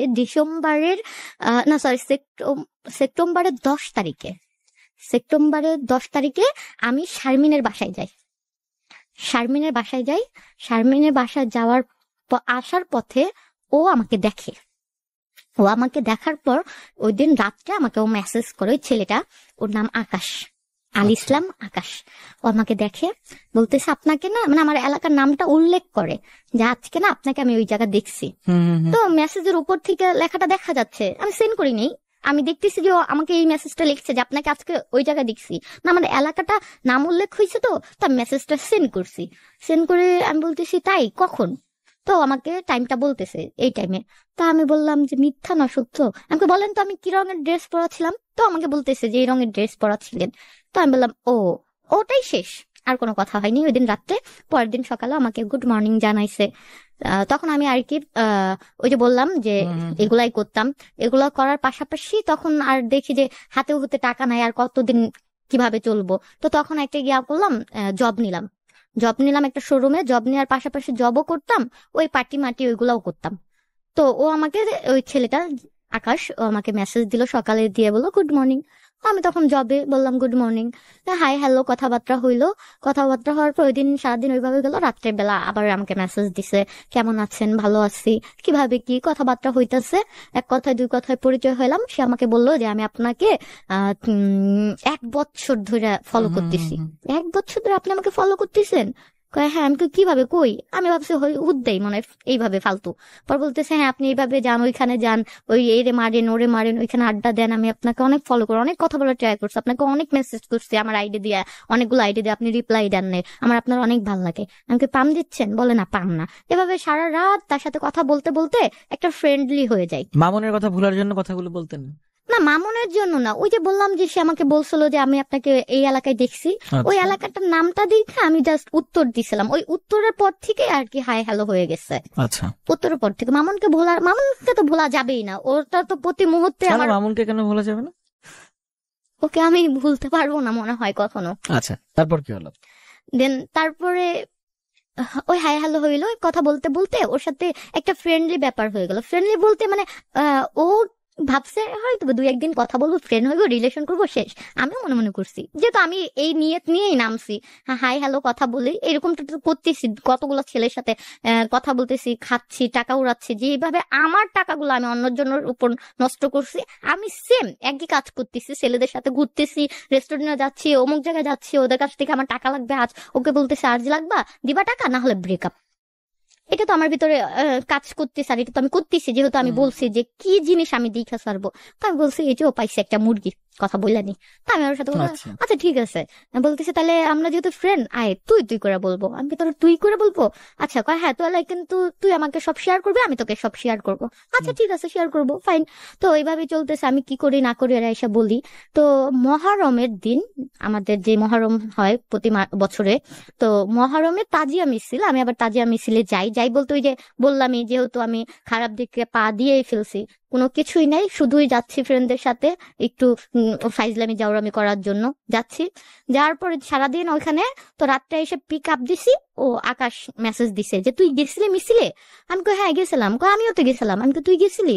কই হ্যাঁ। কই তোরে তো দেখলাম না। আমি বললাম আমিও তো তোর দেখি নাই। এভাবে একে দুয়ে কথা হইলো। কথা হওয়ার পরে দেন আমি বিকেলবেলা, পরের দিন সকালে বিকেলবেলা আমাকে সন্ধ্যার দিকে মেসেজ দিছে, বলতেছি তুই কই তুই? তাই বললাম আমি জবে আছি। বললো কই? তো ওর সাথে জাস্ট মেসেজে, নাম্বার টাম্বার কোনো দেখা দেখি কোনো কল টল কিচ্ছু নেই, শুধু মেসেজে কথা হয়েছে। মেসেজে কথা হওয়ার পর ও আমাকে বললো যে আমি নিউ মার্কেটে আসছি, তাহলে আমি তোর পিক করতে আসি। আমি আসবি? আচ্ছা আয়। তো ও পরে আসছে, আমাকে বললো যে তোর ছুটি হবে কয়টায়? তো আমি বললাম আমার ছুটি হবে 9টার দিকে। তো বললো আচ্ছা ঠিক আছে, আমি তোর শপের বাহিরে দাঁড়াই থাকবো, তুই আসিস। আমি আচ্ছা ঠিক আছে। তো আমি ওরে চিনি না, ফেসবুকেই দেখছি, ফেসবুকে এমন একটা ভালো দেখা যায় না, একদম চিকনা কেমন দেখা যায়, মানে নিজের থেকে একটা বমি বমি ভাব আসছে, ছি ছেলেটা কেমন। পরে 9টার দিকে যখন আমার ছুটি হলো, আমি বের হয়েছি, কোনো নাম্বার নাই ওর কাছে, আমার কাছেও নাই। বের হয়ে দেখি মানে একটু 2 মিনিট হাইটা দেখি ও দাঁড়াই রয়েছে। তো ওরে দেখা আমি ওই দিন টাসকা খাই গেছি। এত সুন্দর ছেলে, ফেসবুকে একরকম, এখানে একরকম, যাক পাইছি মুরগি, এটা আজকে বানামো, এটা ভাইবা। ও আসলো, কথা বললাম, চা খাইলাম, এইভাবে আমাদের ফ্রেন্ডলি চলতে থাকলো কিছুদিন। কিছুদিন বলতে 15-20 দিন, 1 মাসের মতো চলতে থাকলো। চলার পর একদিন ও আমাকে বলতেছে, না আমার ফোন চুরি হয়ে গেছে একদিন। এর ভিতর সব থেকে আমার ফোন চুরি হয়ে গেছে, আমি খুব কান্না করতেছি, আমার ফোন চুরি হয়ে গেছে। পরে ও আসছে, ও আয়সা বলতেছে কি হয়েছে? আমি বললাম আমার ফোন চুরি হয়ে গেছে এমনি। তো বলতেছে মালিককে বল। আমি কি বলবো? মালিককে বলে যে আমি কিসের জন্য ঠিক করে রাখি নাই, এটা আমার রেসপন্সিবিলিটি, তাদের কিছু না। তো এটা বলে আমি খুব কান্না করতেছি। তো আমাকে বলতেছে চল চা খাইতে নিয়ে যাই। পরে চা খাইতে গেছি। খাইতেছি, চা খাওয়ার ওই সাইডে একটা বসার প্লেস আছে, ওইখানে আমি বসছি। তো ওইখানে বসার পর ওরে তখন আমি মামুনের সম্পর্কে ওইভাবে কিছু বলিনি, জাস্ট বলছে যে আমার একটা রিলেশন ছিল, ব্রেকআপ হয়ে গেছে। তো ও কি করলো, আমার কাছে আইসা বসলো, বসে বলে তোর হাতটা দিবি, আমি একটু ধরবো। আমি কি, ইস, তুই আমার হাত ধরবি, তুই অন্যের হাত ধরতে, অন্যের বোর হাত ধরতে যাস, তোর কি লজ্জা শরম কিছু করে না? তো বলতেছি দে না একটু হাত ধরি। আমি কি, না না সর সর, আমার জামাইয়ের কম পড়বে ভাগে। কয় দে না একটু দে না। তো আমার হাতটা ধইরা ও আর কি ওর কাঁধে আমার মাথাটা নিল, ওর কাঁধে আমার মাথাটা নিয়া আমার হাতটা ধরে 5 মিনিট ও স্টপ হয়ে গেছে। স্টপ হয়ে ও এভাবে কান্না করে দিছে। কান্না করে দিয়া আমাকে বলতেছে যে দেখ, তোর লাইফে যা হইছে আমি সব জানি। তো আমি বলছি সব জানোস মানে কি জানোস? তখন আমি একটু ভয় হয়ে যাই, কি জানোস? তো আমার পট পট পট পট করে এক এক সব বলতে থাকে। মানে আমার ছোটবেলা বলেন বা আমার লাইফে কি হয়েছে, আমি কত কষ্টে, বল তোর ভিতর অনেক কষ্ট, আমি জানি তুই কাউকে বলতে পারিস না, তোর দুই চোখ বলতেছে, তোর মুখ বলতেছে, তোর লাইফে কি হয়েছে না হয়েছে আমাকে বলতেছে এই কথা। তাই আমি বলার পর আমি অবাক হয়ে ওর দিকে তাকাই আছি যে ওইগুলা জানলো কই থেকে, ও কেমনে কয় এগুলা। তখন আমি ভাবলাম যে ও মনে হয় আমার সম্পর্কে কারো কাছ থেকে খোঁজ নিছে। খোঁজ নেওয়ার পর বলতেছে যে আমি তোর হাতটা ধরে চলতে চাই।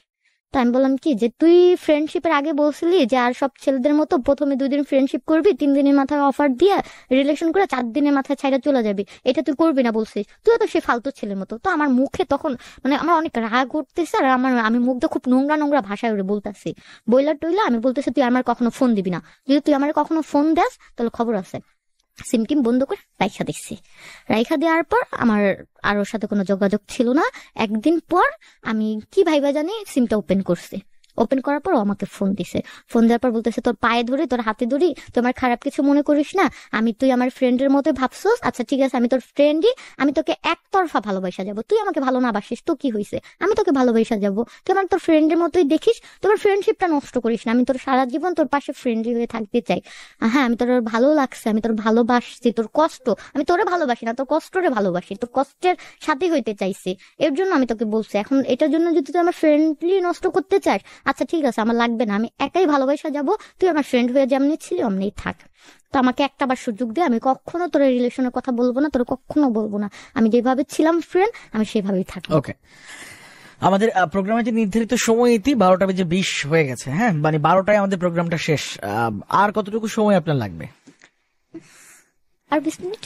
আর 20 মিনিট আপনাকে আমরা হায়েস্ট 10 মিনিট দিতে পারবো। আচ্ছা ঠিক আছে। ওকে, দেন তারপরে আমি ওরে বললাম আচ্ছা ঠিক আছে।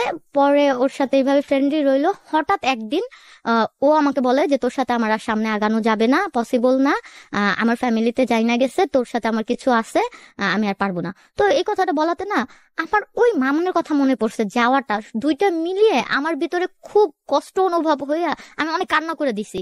কান্না করে আমি ওর পায়ে ধরে ধরছি যে দেখ তুই যেভাবে বলবো আমি ওইভাবে চলবো, তুই আমার সাইডে চলে যাস না। ও আমার বলতেছে না আমার পক্ষে সম্ভব না, আমি অনেক কান্না করতেছি, ও রাস্তার ভিতরে কান্না করতেছে দেখা ওর অনেক খারাপ লাগতেছে। এটা বলার পর ও আমাকে কোন রকম বুঝাইয়া বাসায় নিয়ে আসে।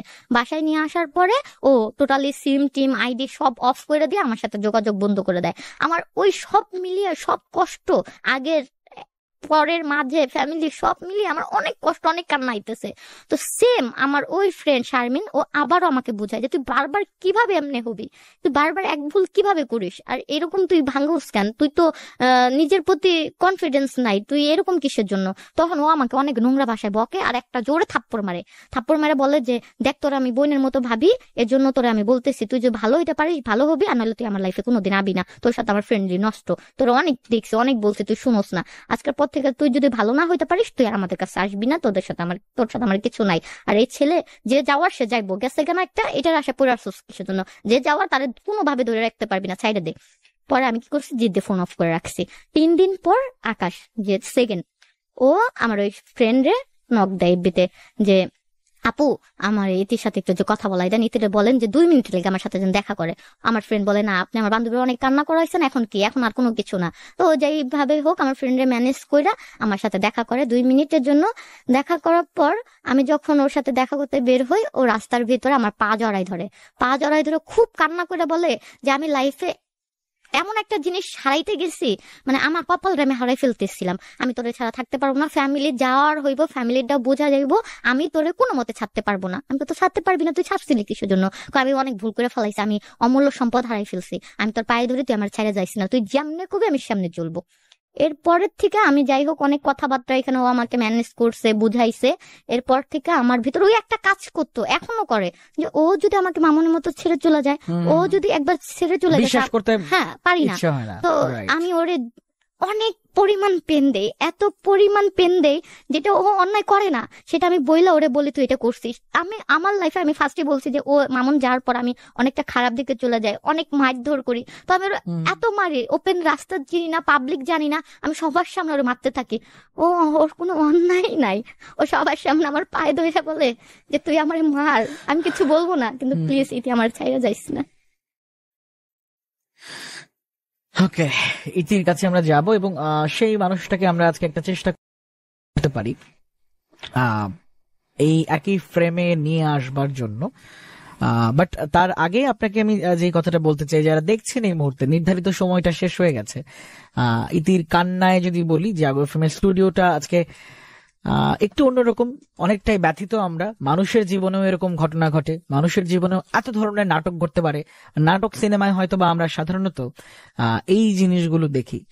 শেষ লাইনটা যদি আমরা ইতির কাছ থেকে একটু শুনি, তো এতে এখন জীবন কেমন যাচ্ছে? যে এই মানুষটাকে নিয়ে আপনি এখন বলছিলেন আকাশ, রাইট? জি ভাই। তার সঙ্গে কি এখন আপনার সম্পর্ক চলছে?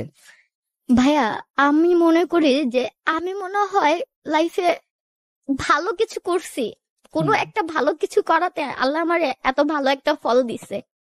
আমি ভালো কোনো নিয়ামত আল্লাহ আমাকে এখন জুড়াই দিছে। আমার খালি একটাই কথা, আমার ফ্যামিলির কাছে প্লিজ আমাদের দূরে নিও না। আচ্ছা, মানে আমি একটু শুনতে চাই ইতির কাছে। তাহলে যাকে নিয়ে বলছিলেন তার সঙ্গে কি এখন একটু ক্ল্যারিফাই করেন, একটু পরিষ্কার করেন বিষয়টা। মামুন আপনার জীবন থেকে চলে গেল, মামুন আপনার সঙ্গে ডাবল প্রতারণা করলো, সোজা বাংলা কথা যেটা।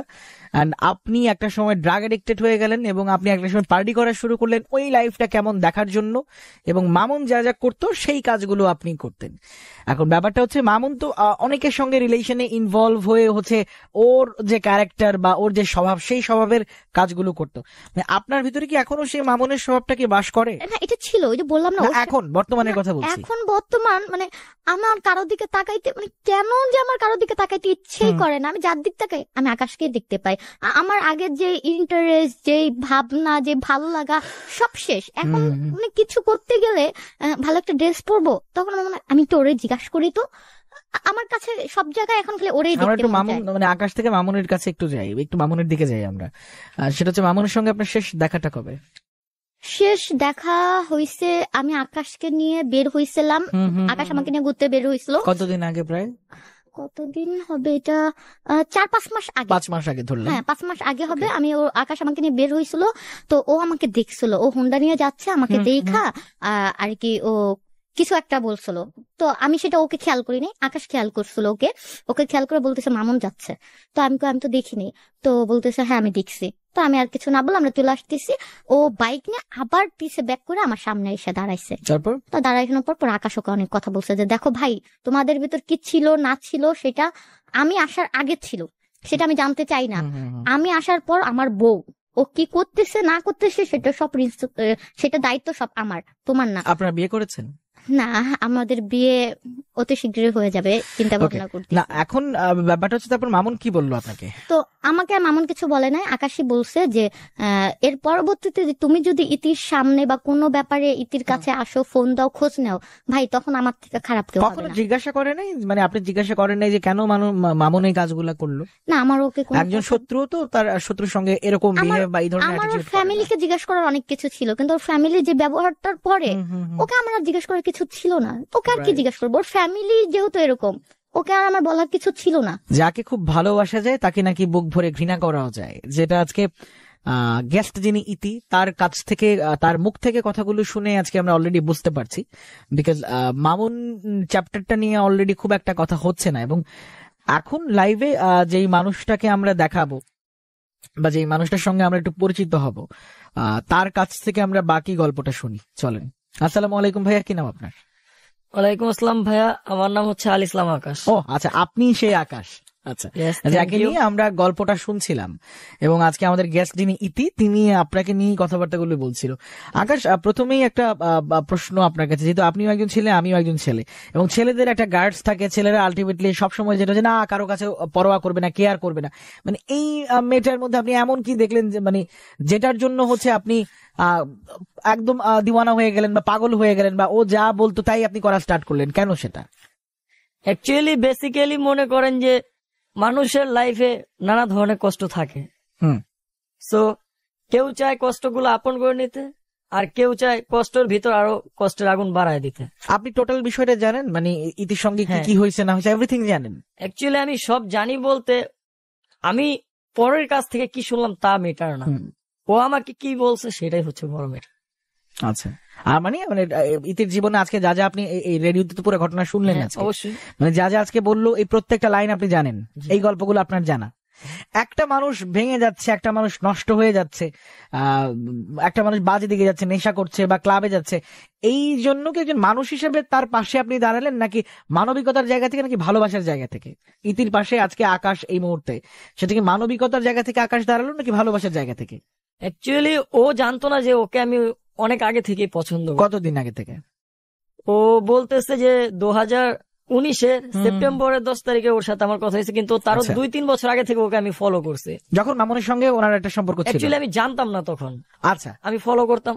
সো বেসিক্যালি পরে আমি জানতে পারছি যে ওর একটা সম্পর্ক আছে। যাই আছে ও তো আর ছুপায়নি না, কিন্তু কারণ- মানে আমি একটু বলি, মানে আকাশ ভাই একটু ক্লিয়ার হইতে হবে জিনিসটা, মানে আমার যেটা প্রশ্ন এটা ছিল না, আমার প্রশ্নটা হচ্ছে যে আপনার সঙ্গে যে তার আজকে একটা সম্পর্ক, এটা কি মানবিক জায়গা থেকে একটা মানুষ খারাপ দিকে যাচ্ছে সেজন্য তার পাশে থাকা, নাকি ভালোবেসে তার সঙ্গে তার পাশে থাকা? কোনটা? না, ভালোবেসে তার সঙ্গে তার পাশে থাকা। ভালোবেসে তার সঙ্গে বা তার পাশে থাকা, চমৎকার। এবং এই মানুষটা যদি বলি যে তার পরিবার থেকেও কিছু কিছু জায়গা থেকে তিনি আসলে বঞ্চিত, তার মায়ের কাছ থেকে বঞ্চিত। তো আজকে তো আপনি এখন লাইভে, এই লাইভটা কিন্তু জাগো এফএম যতদিন বেঁচে থাকবে এই লাইভটা সারা জীবন থাকবে, এই অংশটা। তো আপনি আজকে এই লাইভে অনেক মানুষ কিন্তু ফেসবুক লাইভ দেখতেছে বা ইউটিউব লাইভ দেখতেছে, তো এই মানুষটা কিন্তু যদি বলি যে অনেকবার ধাক্কা খাওয়া, একটা মানুষের কাছ থেকেই নানাভাবে ধাক্কা খাওয়া, নানা রকম নাটক ফেস করে